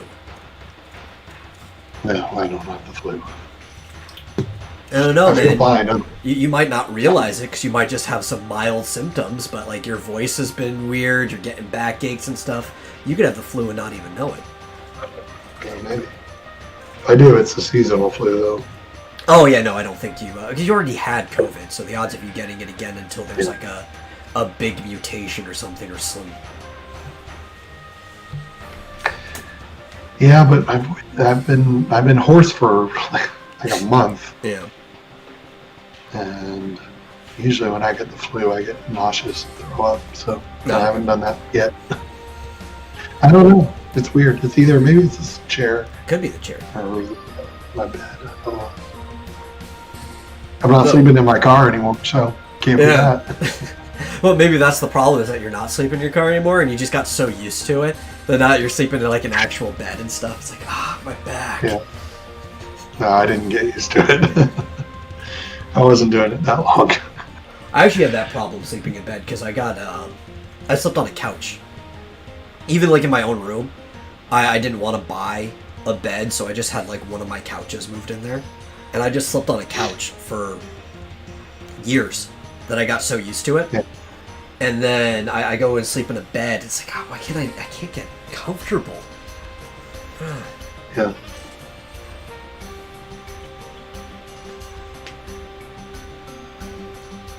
So what were we talking? I'm trying to remember. Yeah. Talking about the Wii Twilight Princess. All this stemmed from Hyrule Warriors. Because of Mallow. And we were talking about Tingle being in the game. Or hopefully being in the game. I hope see, one of the things I liked about Hyrule Warriors was just the huge amount of characters you could play as. Yeah, because it's kind of like, Hyrule Warriors was almost like a Crisis of the Infinite Earths, but with Zelda. Yeah, let's just grab every character from every Zelda ever. And I guess, if they didn't have, what was it, Marin? What, the one from Link's Awakening? Marin? Yeah. They didn't have her. They didn't have Ravio. They didn't have you. I wouldn't have, cared. So, I guess they could have. What I was going to say is I'm worried that you're not going to have nearly as many characters to play as in this one. Maybe the ones you can play as are better. Yeah. But I did like being able to upgrade all of them, and even if I didn't use them, I just liked being able to upgrade them. What was that one guy? You should be able to play as the big Korok, was like a Hesta or whatever his name is. Hestu. Yeah, Hestu. Yeah. You'd be able to play as him. That'd be fun. Just like dance on the enemies and stuff like that. Yeah. The one that gives you the golden poop. Yeah. So, yeah, like, are you going to be able to play as the king? Oh, that'd be great. Play as Hestu? He's not as cool though. Like, he's got a good voice. I don't know who they casted to do the English voice for him, but he's definitely one of the few voices that I actually prefer over, like, the Japanese voices. Mm-hmm. But he's not as cool as King Harkinian from the CDI games. I'm sorry, he's just not as cool. Yeah. What about the King of Red Lions? King of Red Lions is pretty cool too. Yeah. But he's still no King Harkinian. What's for dinner, my boy?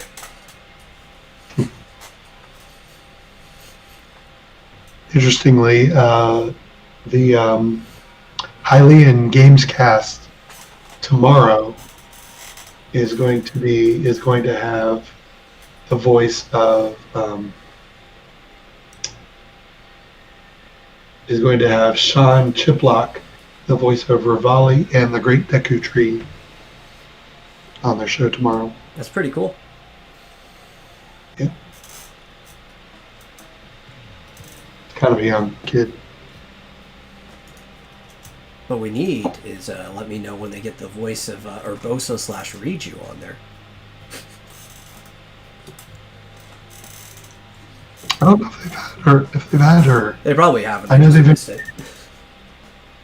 Yeah, I know they've interviewed the voice of Daruk, and I think, what's her name? Summers, the one who plays Zelda. Not Mandy Summers, the other Summers. Patricia Somerset. That's her name. Patricia Somerset. I think they've had her. The best Zelda voice is the French Zelda. Oh, really? I don't know, I was bored one day, and when they patched in the ability to change your language, because remember when you first got in, it was pretty much just locked to your region's language, and then at one point they just patched the ability that you can go in and change the language. And you can rewatch all the cutscenes. So I just went in and I went, basically watched Breath of the Wild, the movie, a few different times in each of the languages, just to see, like, which dub is actually the best dub of this game. And honestly, I think the French dub is the best dub of Breath of the Wild. Like, even better than the Japanese one. So French Zelda, is that what you said? Oh yeah, French Zelda's best Zelda. The German dub's pretty good too. Which I guess is fitting, because despite the fact that it's made by Japanese people, The Legend of Zelda is a very Germanic-themed series. Because it kind of got like that old European feel to it. Yeah. I watch The Geek Apprentice play games, and she plays Breath of the Wild in German. Yeah. For some reason. It's a pretty good... Well, speedrunners play it in German. It's quicker. Oh, really? That's the quickest version of the game, yeah. Just because the voice acting is faster? Yeah, I think it's between that And even though the Japanese text is shorter, between the voice acting and the text, the German's still faster. Do you have to sit through voice acting for a speed run? I think there's certain ones that you can't skip, Yeah. but most of the scenes you can skip past. Yeah. I've seen some of the things that people can do. Like, you can like get out of the Shrine of Resurrection by going through the wall. Yeah. And like skip the whole intro cutscene. Pretty cool. And I think also, because the German version of the text is still way shorter than most other languages, just because, despite the fact that German has some pretty long words, they say the same thing in less words. It's a more succinct language. So you might have a 4-syllable word, but that 4-syllable word is saying something that you would have otherwise have taken 8 to 10 syllables to say with other words. Yeah.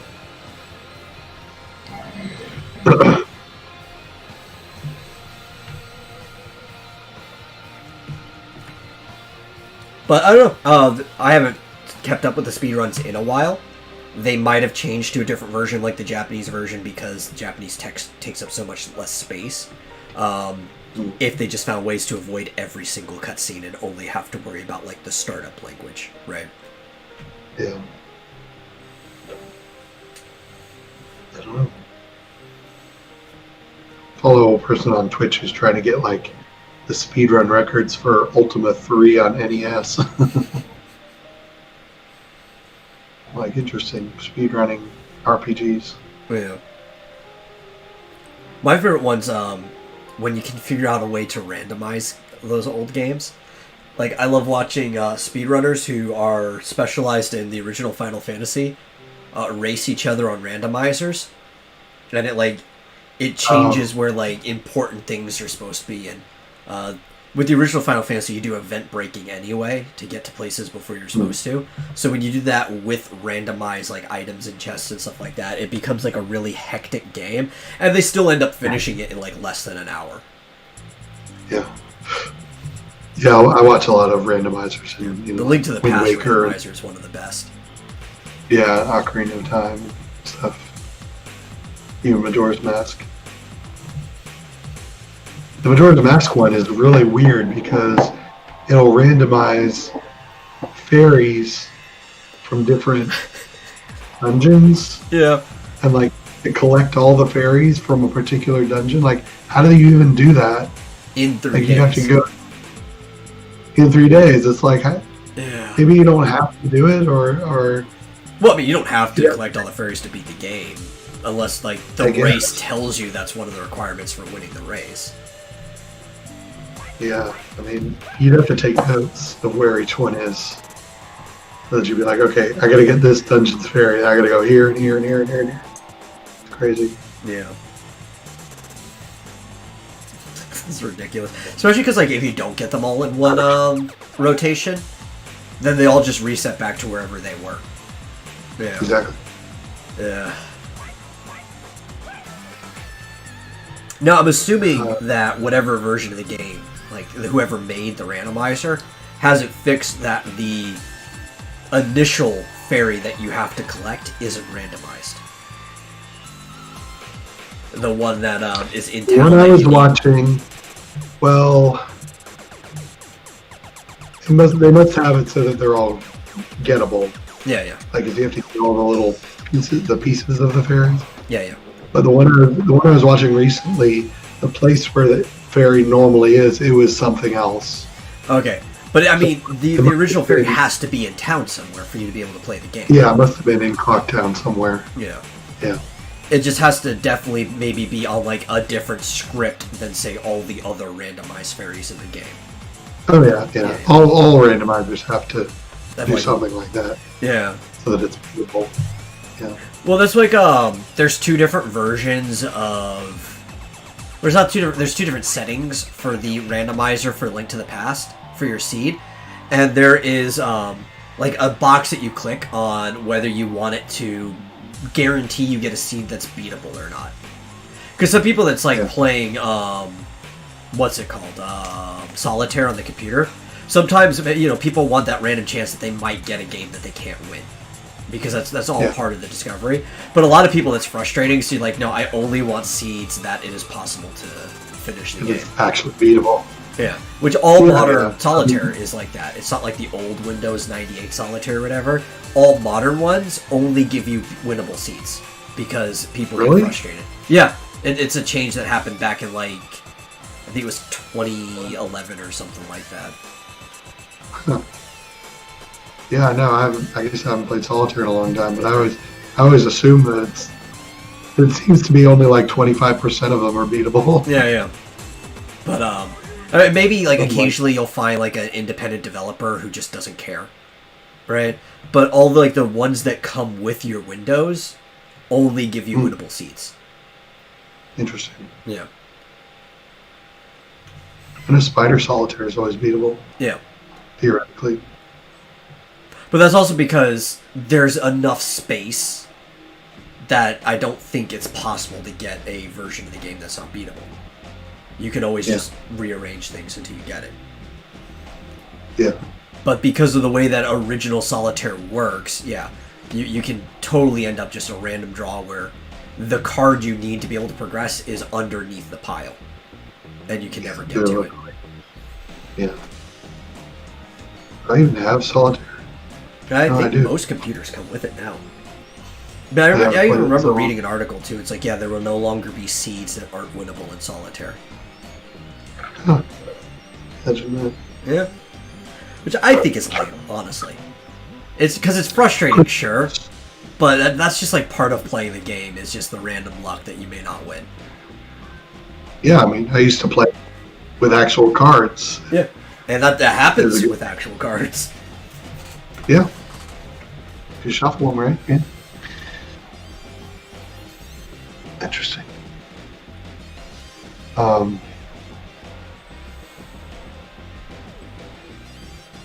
That would be fun. Is a solitaire race, like if you could, which you could only do with the computer to make it fair, because you both need to be running on the same seed. But if you could like set the seed for the solitaire, and you and somebody else were just like strategically, because you have to shuffle through and stuff, who can figure out the puzzle to solving that deck of solitaire first. Yeah. It's like, this is a really petty thing, but it can always be fun. But you couldn't do that with real cards unless you had like a third party who was like meticulously setting up both decks so that they matched, and that would take so long to set up too. Yeah. So speaking of going head-to-head against people, nice segue. Have you seen Super Mario 35? I have seen some of it, yeah. I haven't played it, I've seen it. Yeah, that's awesome. Apparently, it's been under development since before Tetris 99. That's what I heard. I don't know if that's true, or if they just want to cover their asses with that, because there was a fan-made Mario 99 game, like the Tetris 99, where there was like 99 people or whatever, and Nintendo shut it down, and people are like, Nintendo, why did you get rid of the other, like, what was it, 64 characters? You killed 64 Marios for your 35. Oh. There you go, sir.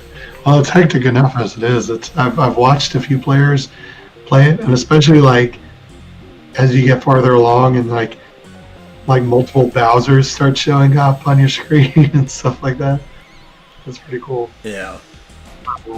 It's interesting. I was watching, I think Seth playing, or somebody was playing it who really knew their stuff, and there's actually some interesting strategies to it in terms of when to collect coins, when to try and get multiple enemy kills and stuff like that, and how to unlock more levels.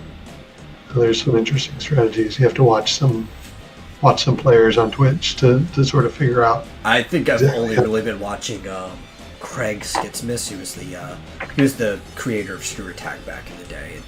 And, he's really big into classic games, and he's actually kind of like one of those people who's notoriously good at just winning random levels of Super Mario Maker, putting it just on Elite and doing it. And I watched him win a few times. But the biggest complaint that I've heard is that it's going to end, and people are like, man, this is better than the Tetris. I could play this forever, but it's only going to be available for a short time, and then they're shutting it down. Yeah, that's weird. I don't understand that. I don't know if it's because they have to maintain servers for it, or why? Why would they end it? That's weird. Unless they're going to extend it or make it available in some other way or something. I don't think they will, because why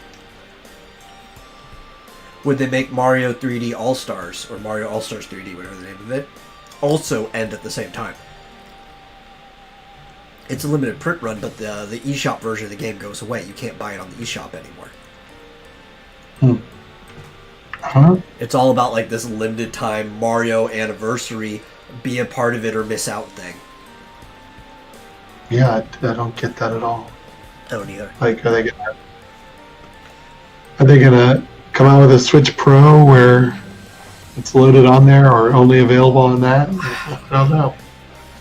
It's kind of like, which I guess, anytime something's physical, I understand limited runs, right? There's an economic value, especially when something's physical, to have it limited. Not only does it drive up the demand, but it also means that you're not going to sink too much cost into printing more than what's going to be sold and stuff like that. Yeah. So while it bothers a lot of people, I get like the NES Classic and the SNES Classic being short runs, right? Hmm. Makes a lot of economic sense. But when something's completely digital, and I could get the server space thing for Mario 35, but for something that's just hosted on the eShop, and they just host everything on the eShop for as long as that version of the eShop is up. They don't just randomly take things down most of the time. And it doesn't even take up a lot of space in storage. Why would you get rid of the Mario All-Stars 3D? It doesn't make any sense, economically speaking, because you're not spending more money than it's worth to keep it up. I mean, it costs, for what little data is taking place on the eShop, it costs almost no money for them to keep it up. And all you're doing is cutting potential future buys of that game. Especially because most people are just going to get it digital anyway, if they plan to get it. Unless they're going to get a version that has Super Mario Galaxy 2. Yeah. Or But they're then you going to could put just the sell that as an individual expansion game. pack, right? What's that? But for like digitally, you could just sell that as an expansion pack or something, you know? Yeah.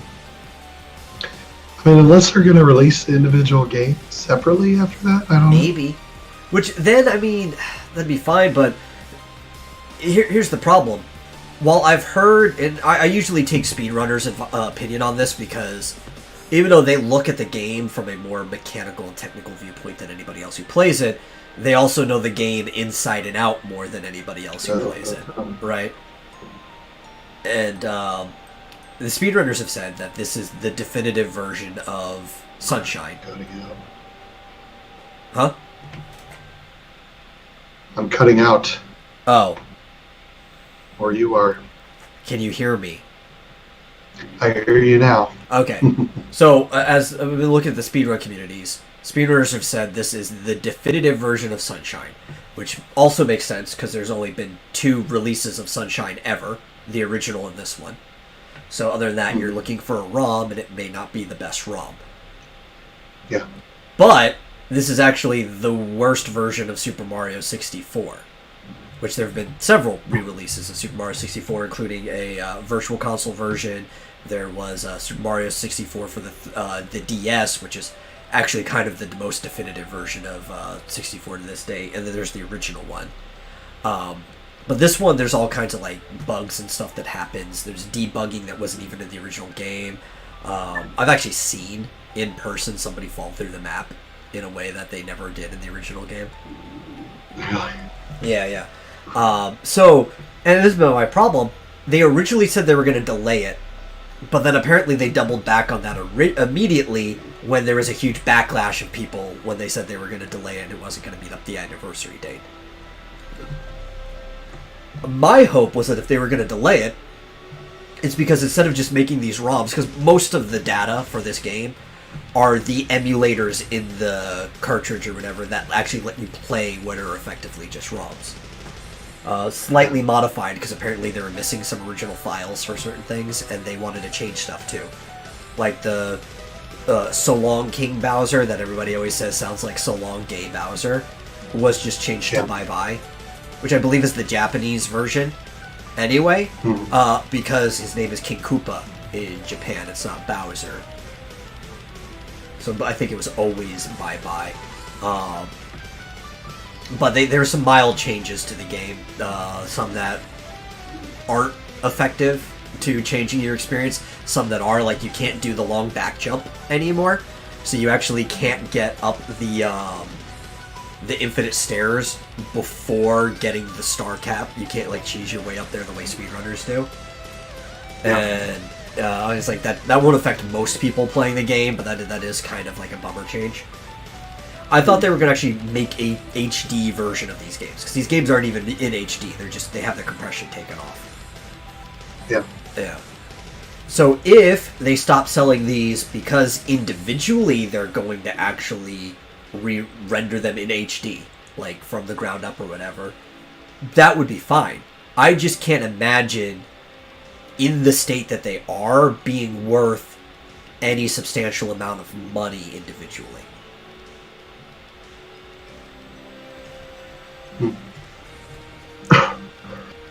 As far as I know, Galaxy is almost exactly the same, but it was also the most recent game, so it's hard to mess anything up about that.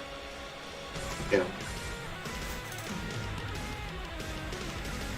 I don't know. When I get a Switch, I don't know if I'm going to even buy it. Yeah.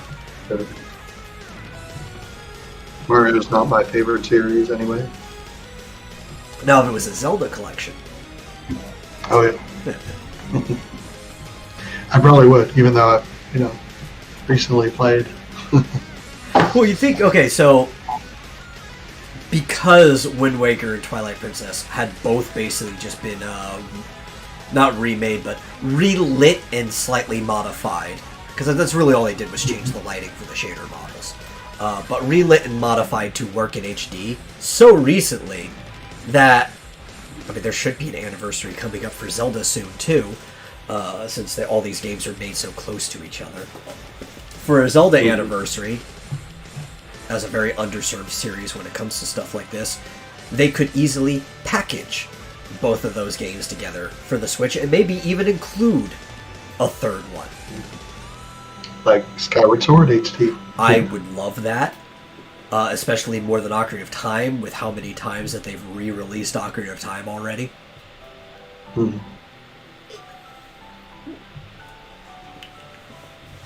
Which is honestly kind of an overserved game for what is otherwise an underserved series. They need to heavily need to do the Oracle games in the new Link's Awakening style. I would like that, yeah. They already have most of the assets. All they have to do is, I think, just make the map for the most part, and then obviously program the events once everything works properly. Yeah, there's a few extra, enemies and you have to model a kangaroo at some point and stuff like that. Right. But it won't be too much work because they have, like, I don't know, I would be generous and say they've have like 50%. They might, asset-wise, have more than that, but we'll lowball because they might have to modify a lot of stuff, whatever. They probably have like 50% of the assets already made, which is probably close to 20% of the work needed on that game done. They could pump it out relatively fast compared to starting from the ground. Yeah, I mean, it's the same situation as with the original Oracle games where Yeah. they could basically reuse the engine and the ton of the assets from Yeah, the because I do original. believe it was all made using the same framework as Link's Awakening, Yeah, exactly. which would be great. I would totally play through those again. You do. Especially because, like, oh man, I would love to see 3D models of the Subrosians. I love Subrosia, which are the little, like, Jawa-looking dwarf people that lived underground. Yeah. That would be cool. They're actually, I think they're probably my favorite non-Hylian race in Zelda, but you only ever see them that one time. Are they in which one? Which game are they in? Are they in one of them or both? They were only in one. I want to say Ages, but I played both of them, like, back to back, so I could totally mix them up. They need to redo and re-release, all of the mobile games. That was seasons. Do, it was in seasons. They got to do Minish Cap and I guess Four Sword Adventures and yeah, or the Phantom Hourglass, a Four Swords collection, right? Because they could do that. So the version for the GameCube of Four Swords Adventures is not identical to the original like sub game that were with the Game Boy Advance releases, and you can all like. It didn't matter whether you had a Link to the Past or whatever Zelda Game Boy Advance game, you could link up and all play Four Swords together as a secondary game. Yeah.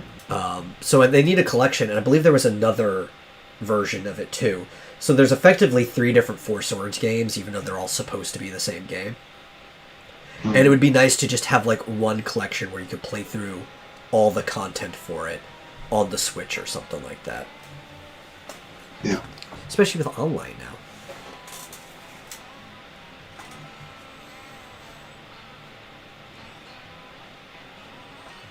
And yeah, man, dude, Minish Cap. I actually played through Minish Cap not too long ago, because I think I have it on Virtual Console on my 3DS. Because it was one of the Ambassador Program games. Mm-hmm. Yeah, I had it too on mine before it got stolen. Which, yeah. I actually I like the Ambassador Program. I felt that it was unnecessary because of I didn't feel like I was doing anything special for supporting the 3DS from launch, But because Nintendo felt it was special that there were some like dedicated, I guess, Nintendo fans or whatever who supported it from launch, I am more than happy to take these games that they're willing to give me. And they were like, I think it was like 10 games or something like that total, 10 or 20. It was some rounded number like that. It was like I think it was 10. It was like 5 Game Boy Advance games and 5 NES games or something like that. Or maybe it was 10 and 10. I don't remember. They just gave you a lot of games for being like, hey, we have to do a price drop when we re-release this, so we're hoping these games make up for the fact that you paid more than everybody else did. Yeah. But that's weird to say, because you always expect, maybe not that early in the lifespan of the system, but you always expect a price drop at some point. And because of that, it's like I've never felt bad for supporting something early and then other people paying less than I did when they get it later down the line.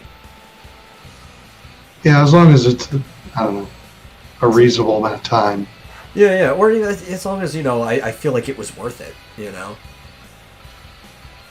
Now, I mean, I guess they personally could have felt bad for it too, because it's not like there was any launch titles for the 3DS.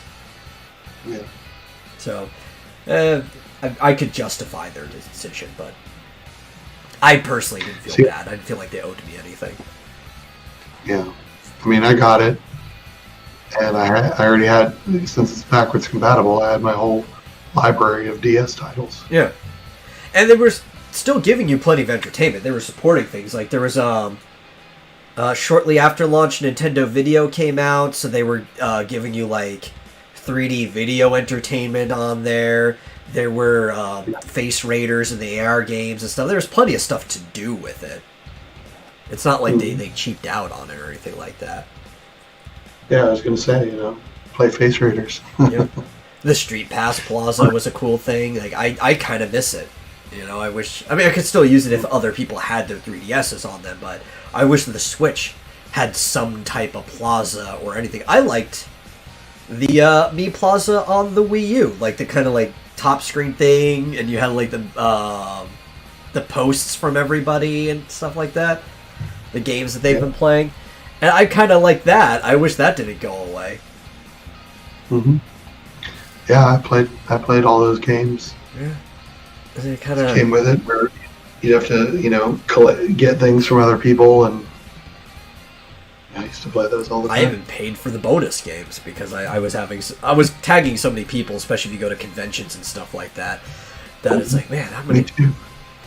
Especially the fishing. And then game. The fishing game was super fun. Yeah, they when they added the ability to like when you went to McDonald's or something, like you'd get the last 10 people that were there. Yeah, that was great. They had to do that though, because like in Japan, nobody has this problem. In like the cities, everybody's like constantly bumping into people all the time. You've got like 100 people in the subway all tagging each other all the time. Right. But in America's like we're so far apart from everybody who brings their stuff anywhere that they had to do something. It's like I think it's any AT&T Wi-Fi period would store that because it was some deal that they had with AT&T. So even if you went to like a Home Depot, they were a hotspot. DFW International Airport is a hotspot. Like the whole airport is one. There's a few different I used ones. to go to, like the McDonald's parking lot and get 10 tags that way. And then what's even cooler was the Street Pass days that they would do, where if you go to any of these AT&T hotspots, it wouldn't only be if there was 10 people loaded. They would give you like nationally randomized to anybody hooked up to the system, 10 random people. No. Yeah, you get people from other countries even. Actually, I think my map was pretty full too. If I can even check that. That was something I liked, is that it kept track of where everybody was from. Mm-hmm. Though I did kind of cheat for one of them. I have a tag from Tokyo because I have a Japanese 2DS. And you have to set it to one of the regions it's from. And I'm like, whatever, I'll just set it to Tokyo. Yeah. Instead of, just some other random Japanese town. And I've tagged myself many times. Where's that plaza?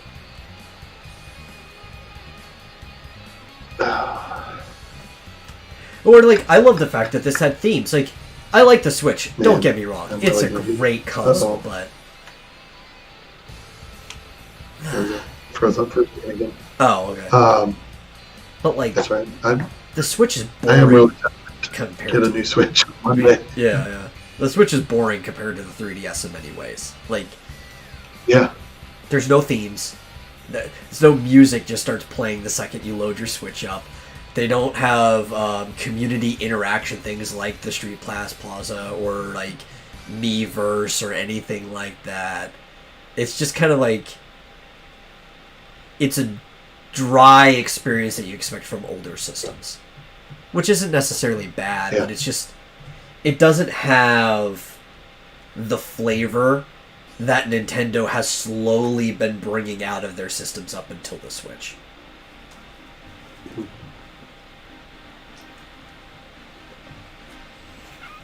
Yep. But at least it's got, a YouTube app. Yeah. You know what had a 3DS YouTube app? did So too. did the 3DS.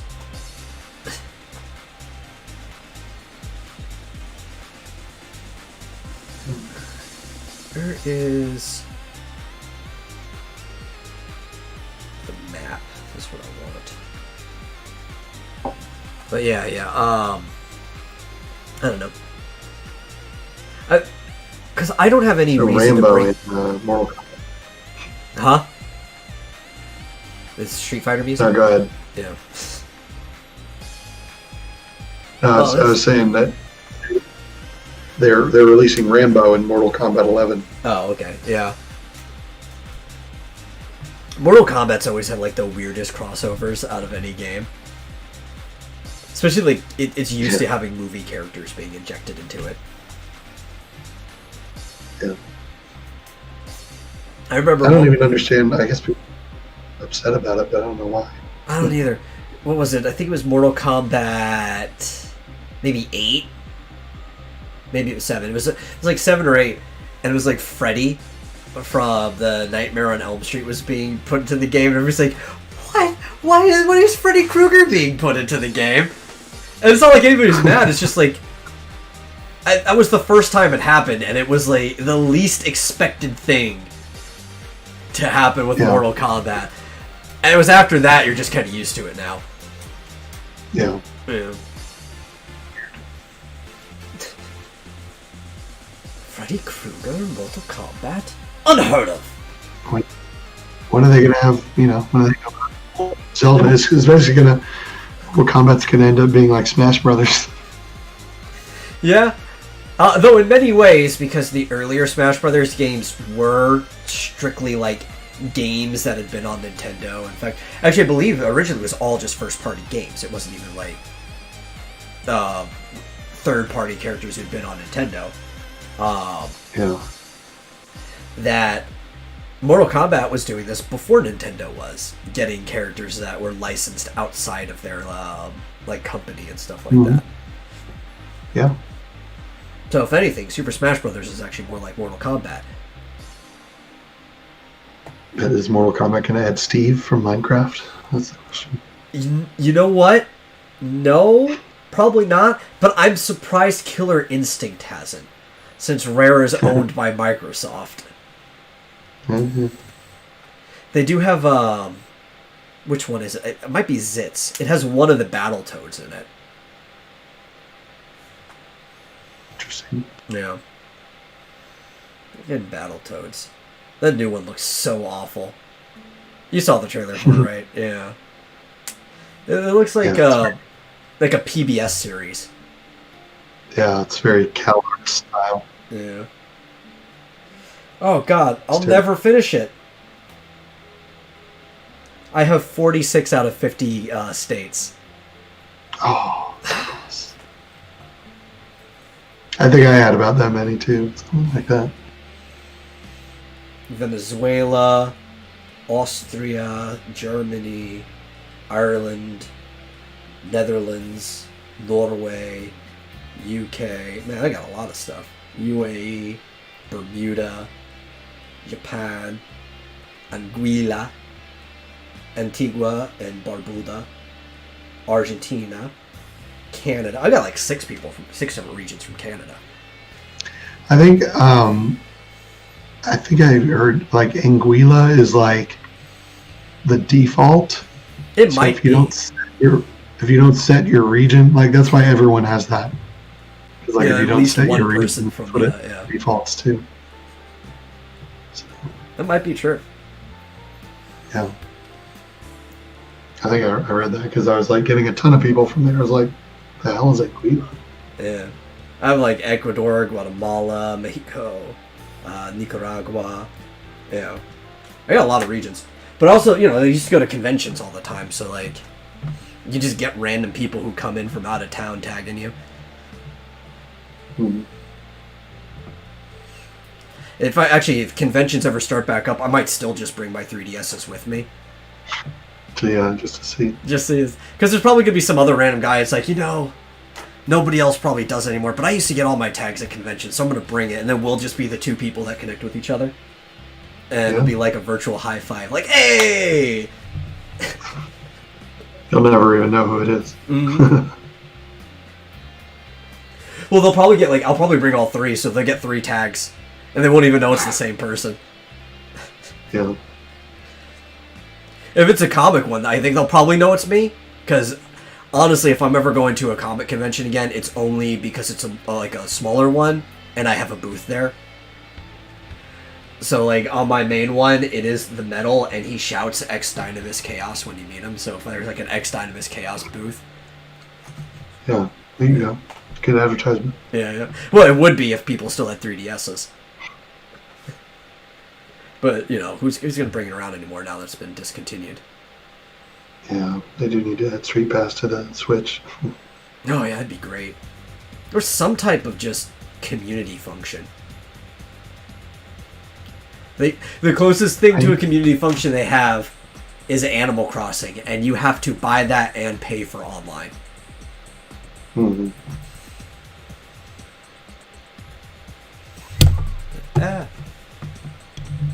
Pulled out my headphones. There we go.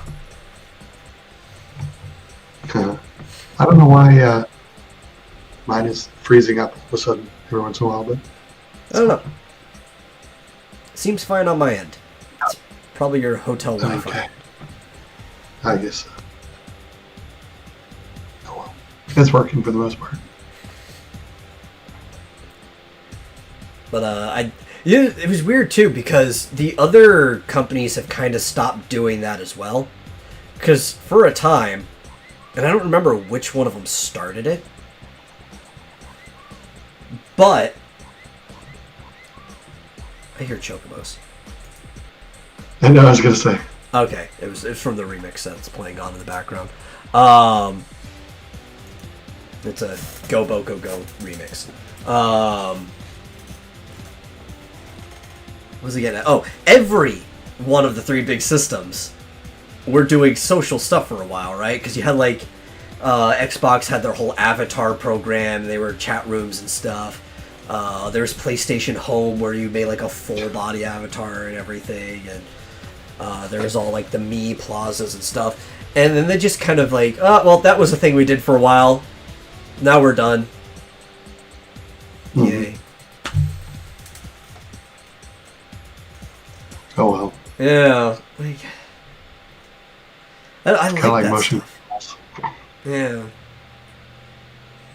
But the thing is, like, the others they've kind of gotten rid of it. But Nintendo didn't completely throw out motion controls, right? Because even the 3DS had gyro controls.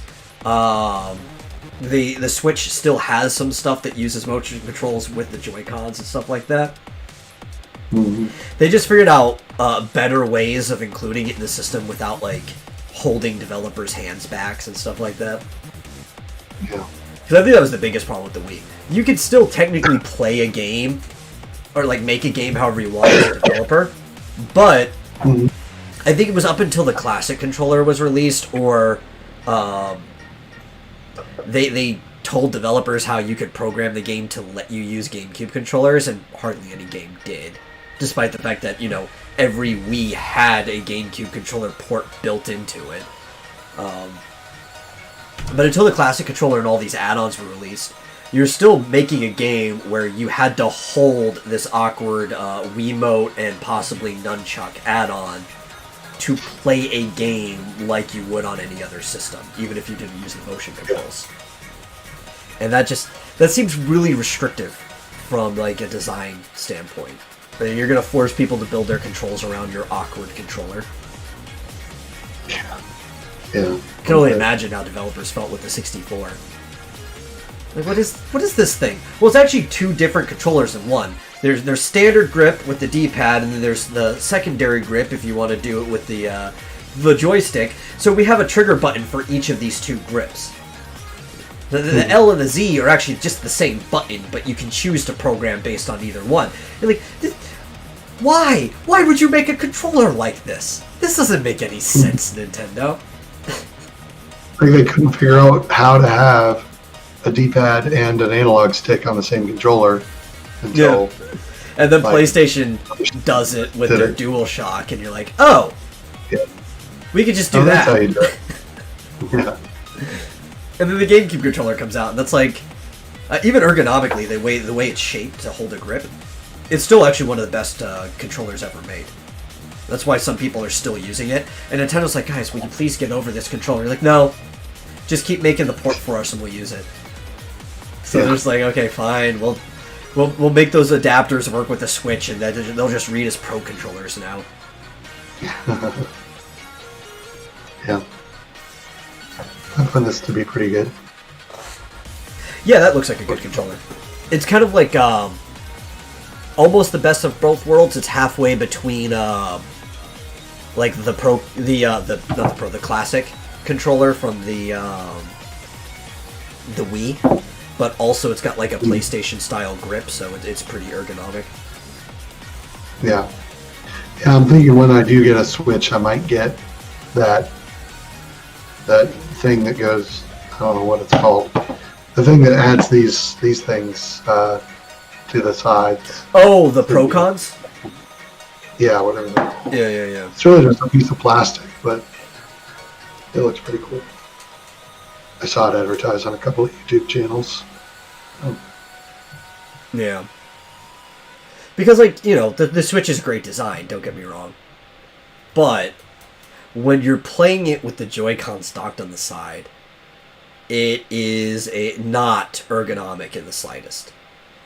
Yeah. And if you're playing it for long periods of Too time, small. yeah. And then, like, it will wear out your grip after a while, too, because there's really no place to grip. Yeah. So if you're playing for, like, more than an hour or so, it starts to become awkward and stuff like that. Mhm. That's why usually if I did take, which I normally don't take the Switch with me because it's not my Switch, but also when I do, I'll take the grip for the Joy-Cons, and I'll just pull them off the system, set it down as a TV, and play with the controller. Because even the Joy-Con grip, the dog ears as people like to call them, because it kind of makes it look like a dog, it's almost the same size and angle of a GameCube controller. It's a little bulkier in the finger section when it wraps around, because your fingers are touching the bottom part of the Joy-Con. And then it's slimmer than a GameCube controller in other ways, so it's like not quite the same. But I've compared them; they're roughly the same size. So it's like they got it as close as possible to being a really good grip. Mhm.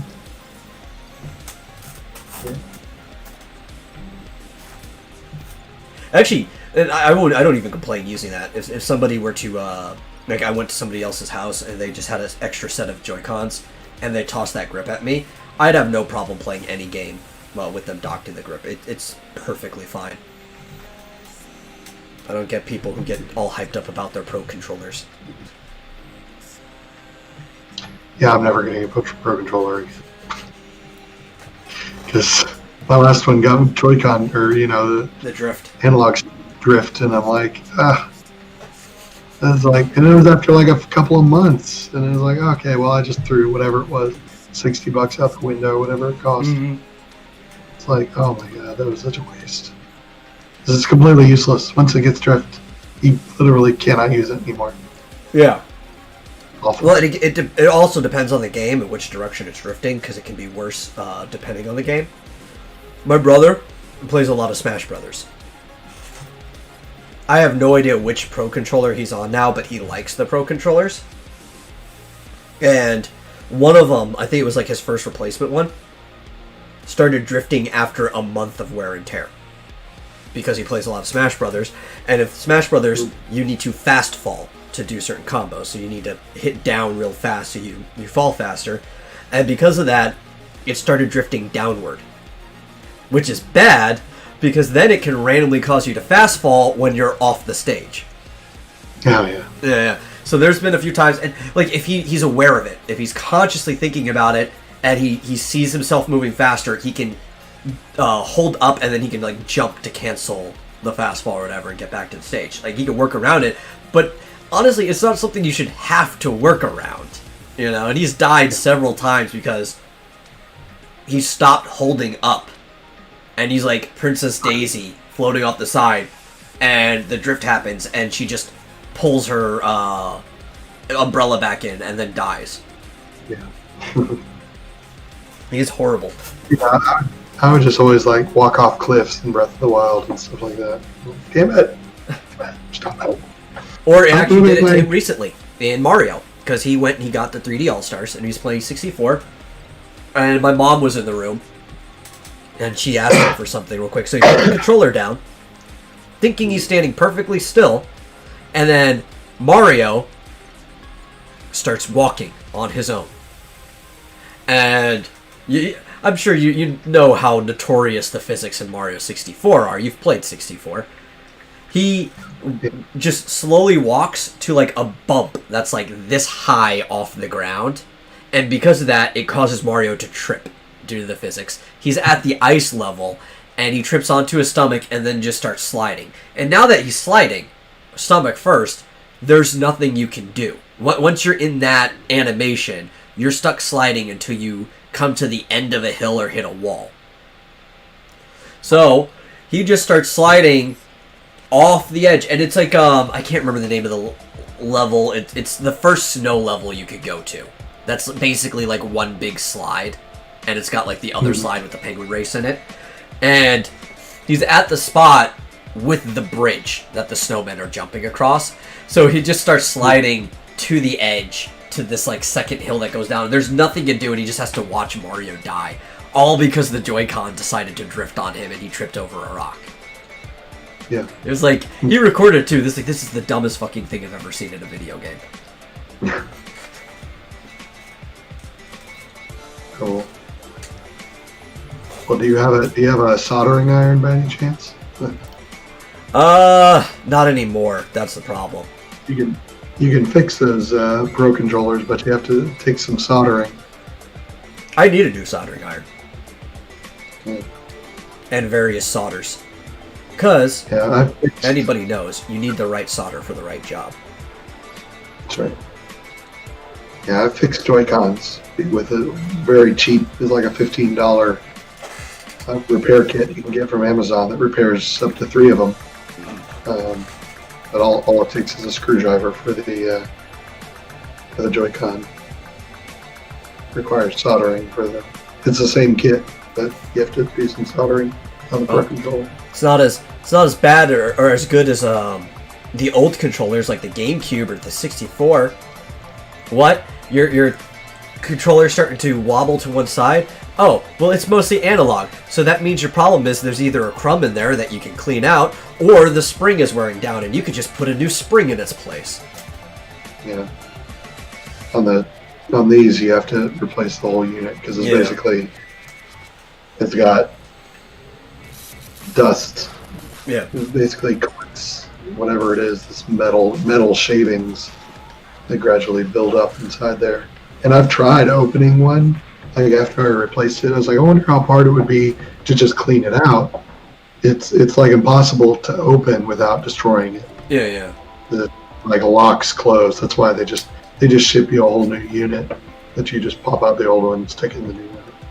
Well, and I've tried to explain this to people too, but this is a better design. It's basically just a more complicated version of the circle pad design when you actually look at the mechanism inside there. But the circle pad is sleeker. The I guess you would call it the wheelhouse, even though it's not an actual wheel. But like the actual housing inside of it is designed way better because of the simplicity of this controller, and it just being a directional tug instead of an actual joystick. That how many people do you know that ever had a drifting problem with the 3DS? I don't even think I've heard of it. I'm sure somebody probably has, but it's so uncommon that you don't hear about it. Take that same design, decide to make it more complicated with a joystick instead, and it was honestly a recipe for disaster. Though I do hear the newer ones are better. Like, whatever the problem was, they kind of figured out how to mitigate it to some degree. Yeah, I don't know how the 3DS one works, but I know exactly how the Switch one works. Yeah. And it's a sharp metal piece rubbing on the sensor. It's gonna wear it down, and it's gonna cause these metal shavings. It's like, why? There's got to be a better way. Yeah, so because the way the circle pad works, it doesn't need a sharp piece, right? Because it's just a directional tug. It's not like an actual joystick. So there's actually like this rounded thing inside there that tugs around with it. And I think it's mostly magnetic, from what I checked. Yeah. So it's actually like a smarter way of doing it. Yeah.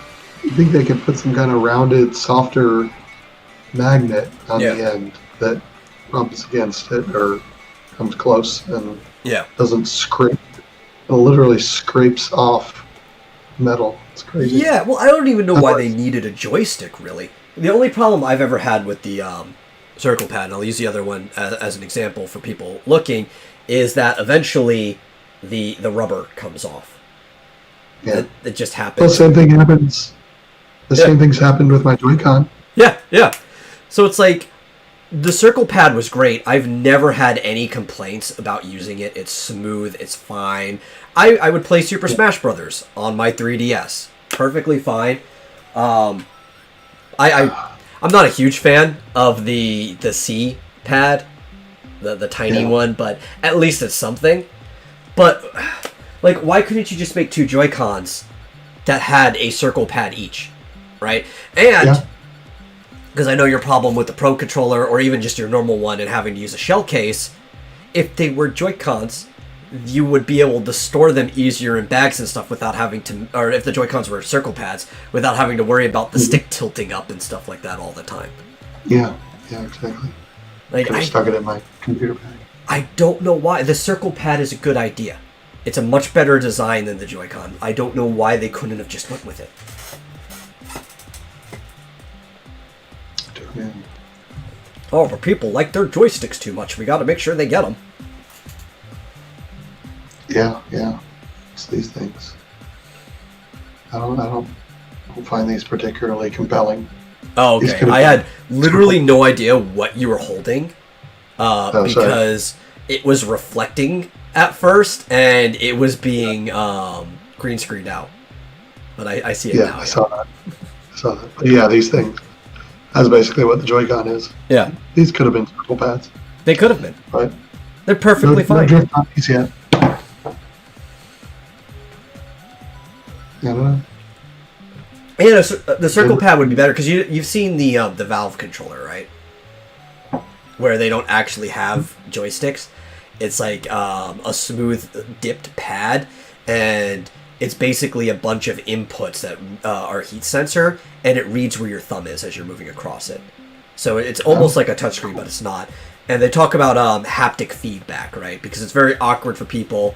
They're touching the pad, but you're not getting any physical feedback or restriction or resistance like when you hit a joystick or the circle pad, because when you push something, there's that Newton's force of the equal and opposite reaction of it pulling back against your finger. You get this physical interaction with the thing, so it's satisfying to the body. It's kind of like playing a phone game and you're not getting any feedback from these virtual buttons on the screen when you're used to hitting buttons on a controller. I hate that. Yeah. I hate that. And that's kind of like how the Valve controllers work, and people hate it. They work well, but people hate it. The circle pad is kind of like that. I mean, it even functions the same way on the inside. You just have this little circle to interact with. So you still get your physical resistance of interacting with something, and it has the same effect of what's going on underneath the circle. You're just not the one directly interacting with it, right? So it's kind of like that healthy middle ground of making people happy but having better technology. So I think that we should just go back to that. It worked with the 3DS. Yeah. Yep.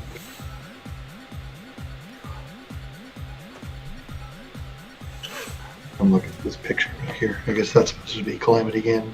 He looks like a Muppet or something back Oh, here. that boar face. Yeah, that is totally supposed to be Calamity Ganon around the castle, like in the when you first see him in the game. And his like mouth opens like a serpent almost, but it's just like a big boar mouth. Yeah. Doesn't look as cool as this one. No, but that's super stylized. Can hear your music. It's the Mario Maker. I think it's Mario Maker music, isn't it? If it's reused in Mario Maker, sure, it's from Mario Paint. It's the load save screen. Yeah, they did reuse that in Mario Maker. Mario Paint, the first console game to use a mouse. Yeah. Pretty cool. Yep. And the best part is, it's super easy to emulate. Because every game computer already has a mouse. That's right. Oh, you're talking about emulate. You know what game I hate? Because nobody has figured out how to just make the 64 work with your computer's like plugged in or built-in mouse for some reason, or not mouse, microphone for some reason. So I can't emulate Hey You Pikachu.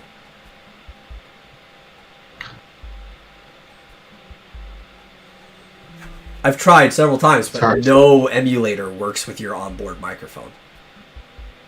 You froze up for a second. What was it you're trying to emulate? Hey You Pikachu, which is the Pokemon game where you talk into the microphone at the Pikachu. It was a fun game. I wanted to play it again, but I can't because I think actually technically I can. I think we don't have the microphone, but we have the adapter end for the 64, and I believe it was just like a normal, not like the 1/4-inch auxiliary port that you have for like a stage mic, but like a normal 1/8 inch or whatever it is that you use for a headphone, like when you have a microphone that has that one. So I think any microphone with an 1/8 inch auxiliary port you can plug right in there and it works. The only problem was no, it didn't. I thought it had a button attached to it, but it didn't. It used like the A button in the game would tell it to start reading the microphone. It was the Mario Party microphone that went into one of the 2 GameCube slots. I think it was for Mario Party 8, maybe. That one had a button on it. And you would hit the button when you wanted to go in. But Hey You Pikachu was just like a normal microphone. It was really thin compared to like what you would expect a microphone to be at the time. Because there was like this little clip that went around the back of the controller, like where the rumble pack and stuff went in. And then you kind of like popped the microphone onto the clip and it just stayed on your controller the entire time that you were playing. Yeah. I imagine like your tricks would be difficult to emulate for that reason too, because you had to do a lot of microphone blowing. Yeah. I know DS emulators for the most part. Some of them are pretty good at using your onboard microphone. Though some of them are also really bad. Or just in general, I still use it. But if you're a PC user and you've ever used Desume, which is one of the most popular DS emulator, you're kind of just screwed over at it being a badly supported emulator, as opposed to like the Mac version of Desume, which is probably the best DS emulator. There's like a night and day difference between the two. Yeah, see, I just what do you call it? Hacked or whatever my 3DS so that I could just I could download. Well, that is the best way to do it. But if you were trying to like say do a recording of a DS game, you can't live stream. Yeah. I even tried one of my 3DSs, like send it into like the people who do it, and get a video capture device put into it. Probably my older one, since well, now it doesn't matter because the network's gonna be taken down. But I didn't want to get kicked off the network because stuff like that can happen where if it detects changes to the hardware, it would count it as hacking, and then you just get like kicked off the network and stuff like that. But I was tempted to send my original one in to get a capture card installed to it, and I never did. But that was kind of like the only way to capture anything before a functioning emulator was made. Man, I keep freezing up. Well, it's okay. We're almost done.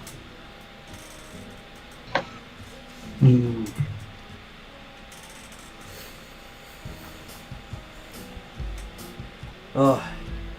What else is happening again? Yeah.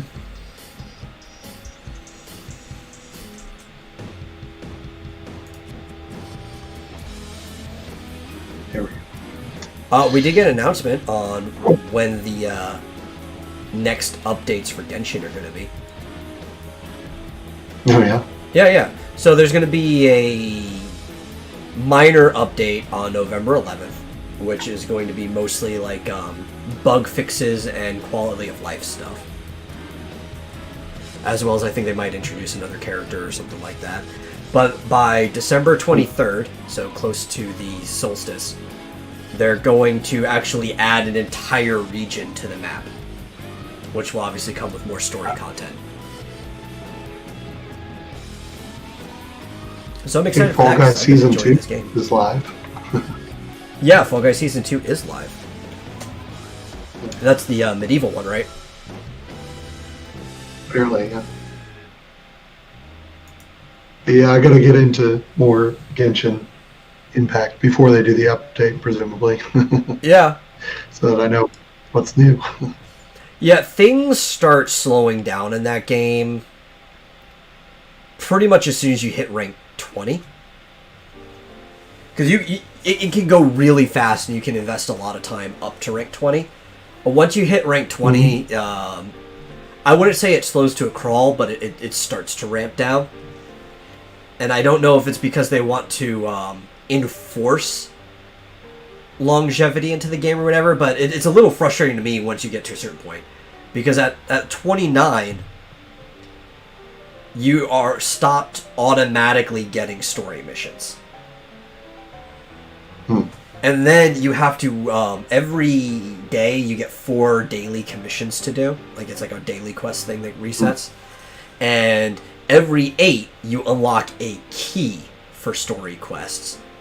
And so not only do you still have to wait until you're a certain level, like our character or player rank, to unlock it, but then you also have to make sure you have a key saved up to unlock it when you get to that rank.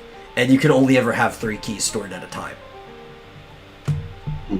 So it's like, it's not the end of the world. It's just like, man, I wish this game would let me play it at my own pace. Yeah. So is there no overarching story that No, there's no overarching finished? story. Or... Like, your character is on a quest, right? And you're trying to specifically find, depending what you pick, your sister or your brother, because they just switch the places of the 2 characters. Yeah. And in your quest, you're trying to meet all 7 of the Archon, which are kind of like gods, right? And you end up going through all these different story arcs while doing that. But you're fixed to player rank, so like you unlock the next part of the story when you hit a certain rank. I think like from 20 to 23 is a dry spell in story quest. Technically for the main story, from 23 to 29 is a dry spell, though you get the sub-story in rank 26, and then after 29, it's like 32 is the next one, but you have to have one of those keys to unlock the storyline, and then 34, and then so on and so forth. And it's not the worst thing, it's just like, I know you designed this kind of like a mobile game, it's a gacha, but it's a very frustrating way to plan out how people can progress through the story. Yeah. And especially because I'm enjoying the story. Like I said, it's nothing like so spectacular that I'd be upset if somebody spoiled it for me. But it's still enjoyable, and that's rare. Because I've played a lot of games. I played Dragalia Lost, which is that Nintendo mobile game that's got like an original story to it. And the game's fun, but I could not pay attention to the story for the life of me. I tried, and my brain just kept fading out into somewhere else while I was playing it. It was not an interesting story. Yeah. And I get that a lot with these type of games. They're just boring. But this one's actually keeping my attention. You know, it's like, oh, I can tell you what's going on in this game. I'm not just going through the motions playing it because I'm having fun. Yeah. Yeah.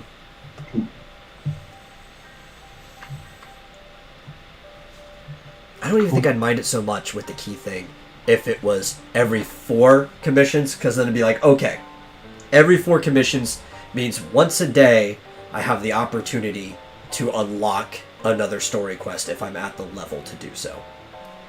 But with 8, that means at minimum, or at most, at maximum, you can play a new story every other day, no matter how much you put into it after you've caught up with your saved keys. Which would be fast, because you can only save 3 keys at a time.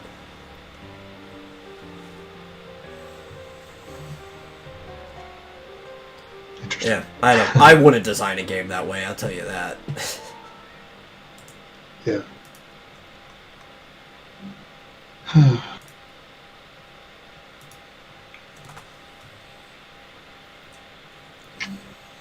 Yeah.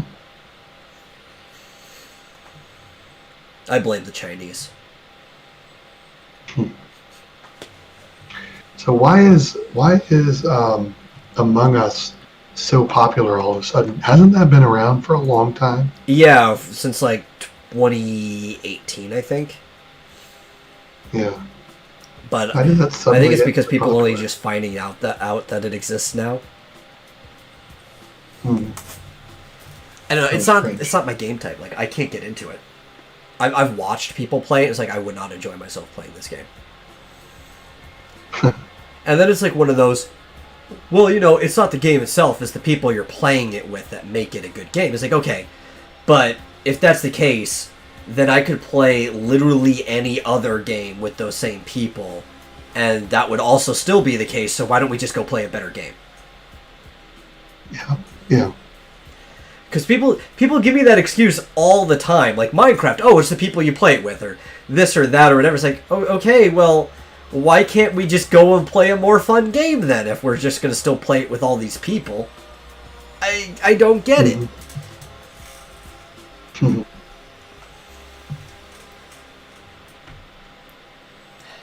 funny, I think the devs were surprised by the sudden popularity, because apparently they were going to come out with an Among Us 2, but they decided instead to take all the content they were put into that and put it into Among Us. Yeah, I saw that.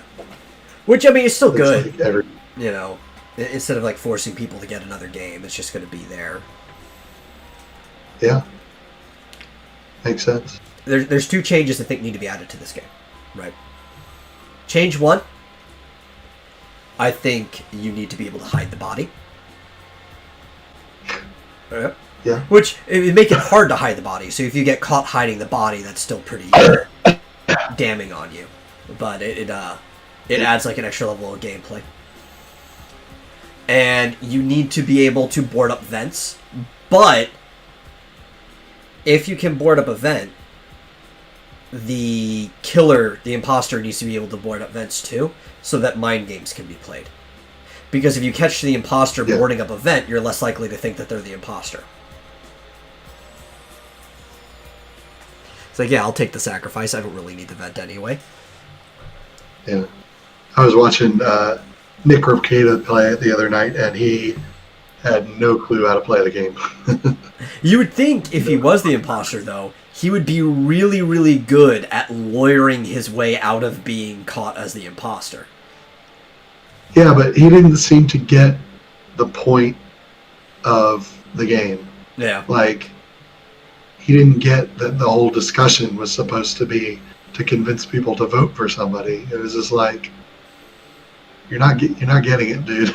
Yeah, because at the face of this is 12 Angry Men the game. Yeah. Yeah. Or Clue. Or yeah. Something.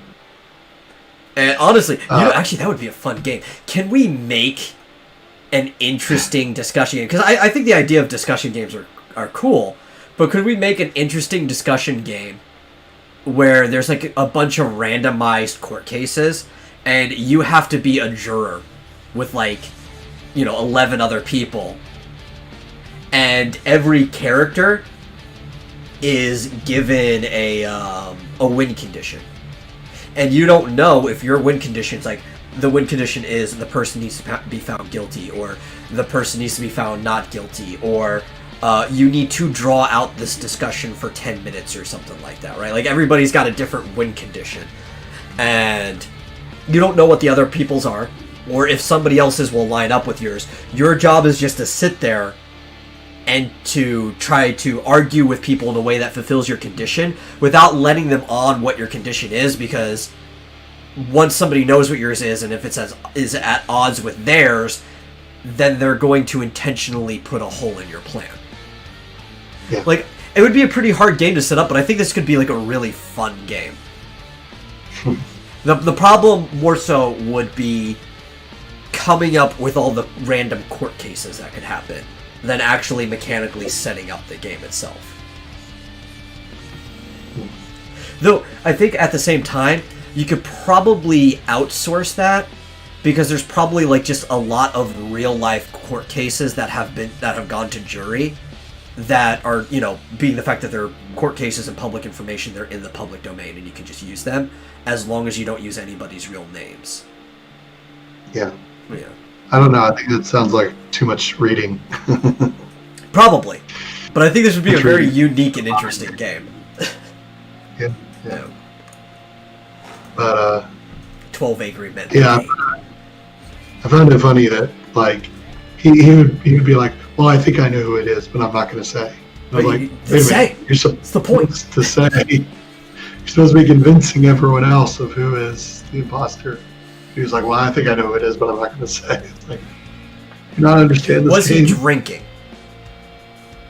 Yeah, okay. True. I mean, this is Nick Ricano we're talking about. Like, was he drinking? Yeah, he's always drinking, yes. But yeah. He's a smart guy, but he says a lot of stupid shit when he's drinking.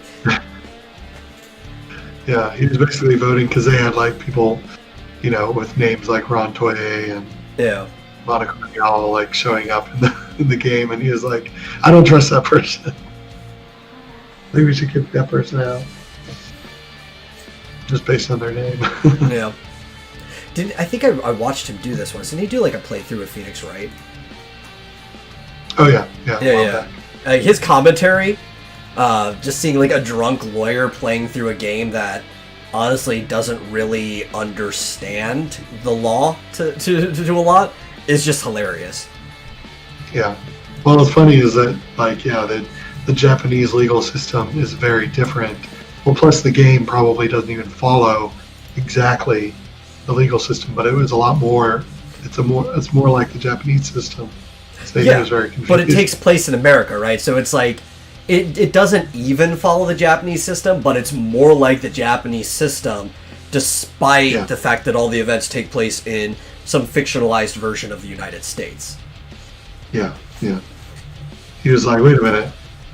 The case has already started, and now I'm doing like investigation and interviewing people. It's like, that doesn't make any sense. And why am I doing investigation? Like, there's a certain level of discovery as the lawyer that I'd be doing it, but there should be like private eyes and detectives and stuff doing all this work. Yeah, exactly. Yeah, he was basically acting as a detective. Plus, you know, I don't think that the actual U.S. court system would be interesting enough to make into a video game. No. Making some pretty big changes. Here, we're going to discovery. No, instead of discovery, we're just going to have you playing detective. Yeah, we'll skip the discovery portions. Like, we'll just assume that everybody knows, but they don't, because you're constantly throwing evidence in people's faces that the other side doesn't know about. But it's like, no, do you know what discovery is? Everybody has to be privy to every bit of evidence that's involved in the case, or else you can't use it. Or you have to take a recess so they can become privy to it, and then you can start using it. Yeah. That's not how it works in Phoenix, right? Yeah. Matlock. Take that! Objection.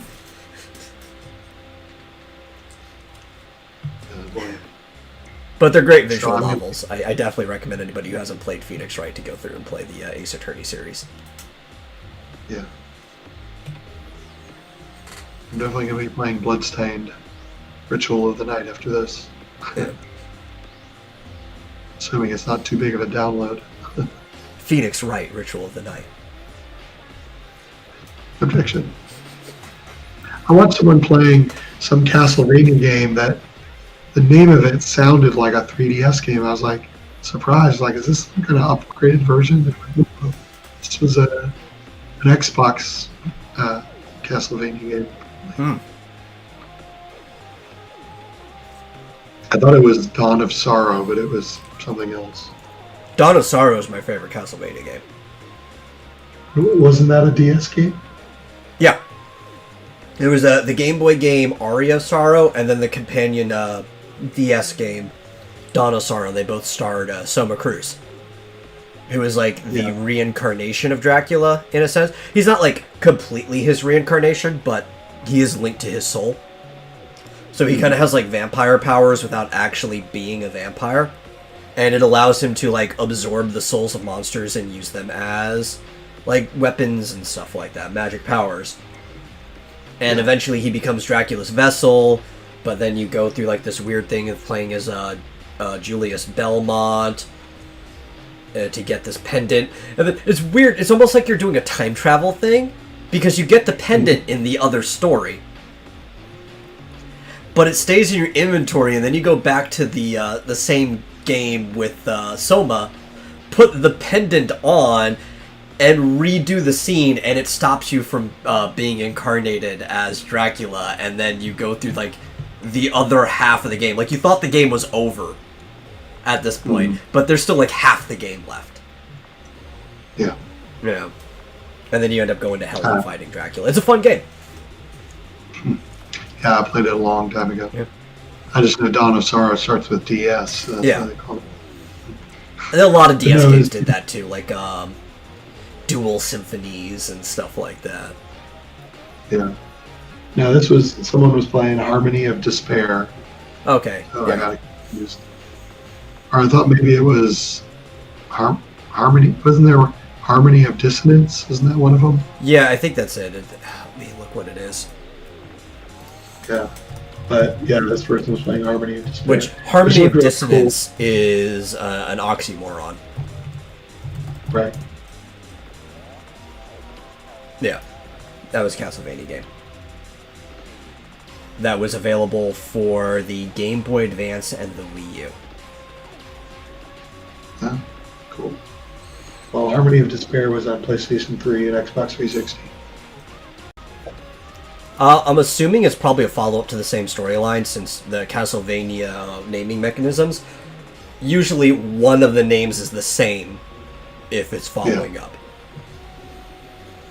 Yeah, you could play as Alucard and a couple other characters. I don't know. It was a good It looked game, cool. but I think it was definitely underserved. And that was Portrait of Ruin with God, what are their names? It's Jonathan and God, I can't remember the chick's name. But Jonathan is tangentially related to the Belmonts. I believe it's Jonathan Morris, maybe, but it's like one of the split lines to the family. Yeah. And then Jonathan and Charlotte. Charlotte, that's it. Yeah, and Charlotte is like not related, but she's like she's like the equivalent of a priestess or whatever, like a nun, but she's not a nun. That's just like the role that she serves. So she's like the magic user of the two of them, and they have to like do things with portraits, go in and out of paintings, and fight boss. It was a very fun game. My biggest problem with it though was that the co-op wasn't true co-op. You couldn't just like link up with somebody else and play through the whole game from the beginning. You had to like unlock portions of the games, and then you could go back and replay those portions with somebody else. I would like a remade version of that game for like the Switch or something, but you know, you could actually sit down with a person and couch co-op through the entire game. Yeah. That'd be cool. My daughter's name is Charlotte. Oh, that's nice. That's a good name. Charlotte Alden and Jonathan Warren.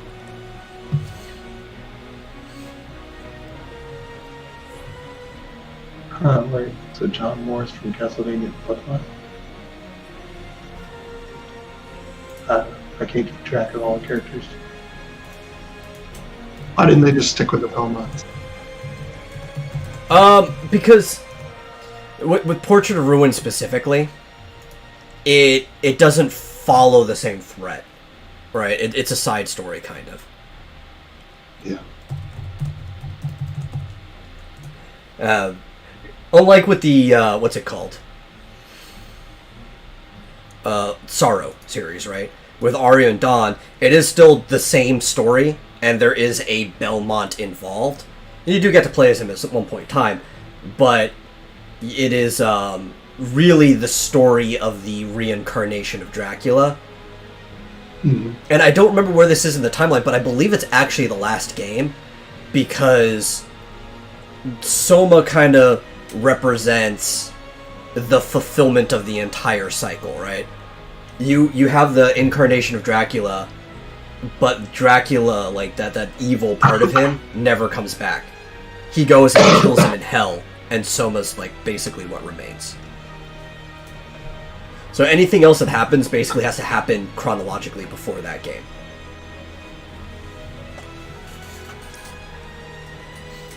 But I mean, you could always just start a new cycle. There could be a new villain, right? Like, yeah, they've been hunting Dracula for so long. There has to be other threats in the world and universe and stuff like that.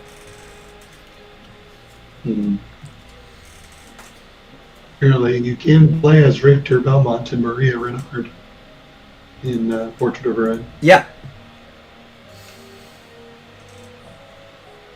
It's cool.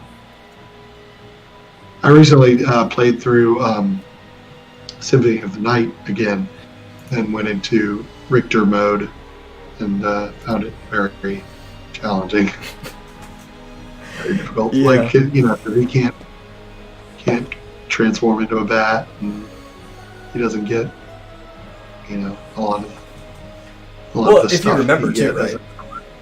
When you had to play the short story in Dawn, and you have to play as Julius, the game is a lot harder. But you have to switch between multiple characters, because you're not just Julius. Soma could do everything that was necessary to do, because he's like an everyman character. He is the incarnation of Dracula, so he can use like every weapon, he can absorb souls and stuff like that. When you play the other one, you have to play as Julius. You have to play as Alucard as well, and Alucard isn't as talented as Soma is, because he's the son of Dracula. He's not actually Dracula. And there's even, I can't remember her name, there's like a chick that you have to play as too. Like, you have to play as 3 or so different characters to be able to do the same things that Soma was able to do. Yeah. Very. Yeah. It's fun though. It's fun when they do stuff like that. Like I like Richter mode in Symphony. Yeah, well, I had to look up like that. You can like multi jump up, so you can get everywhere that you can get to. With Alucard, it's just a little bit more challenging. But you do have the whip, the vampire killer. Yeah. Which is like the coolest weapon. It'd be horrible as an actual weapon, honestly. Because there's like an art to cracking a chain like a whip, right? Especially in Kung Fu, there's an art for cracking a chain.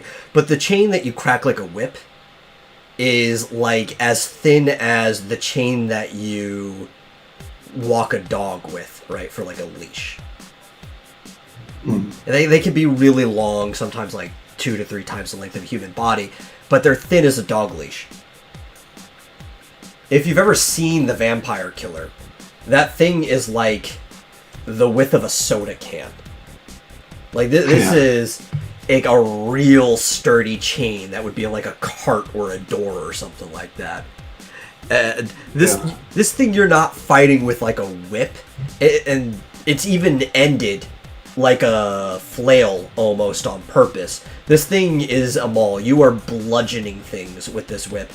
And it makes sense too, because if you've ever looked at any of the Belmonts, all of them are pretty big guys with pretty toned muscles.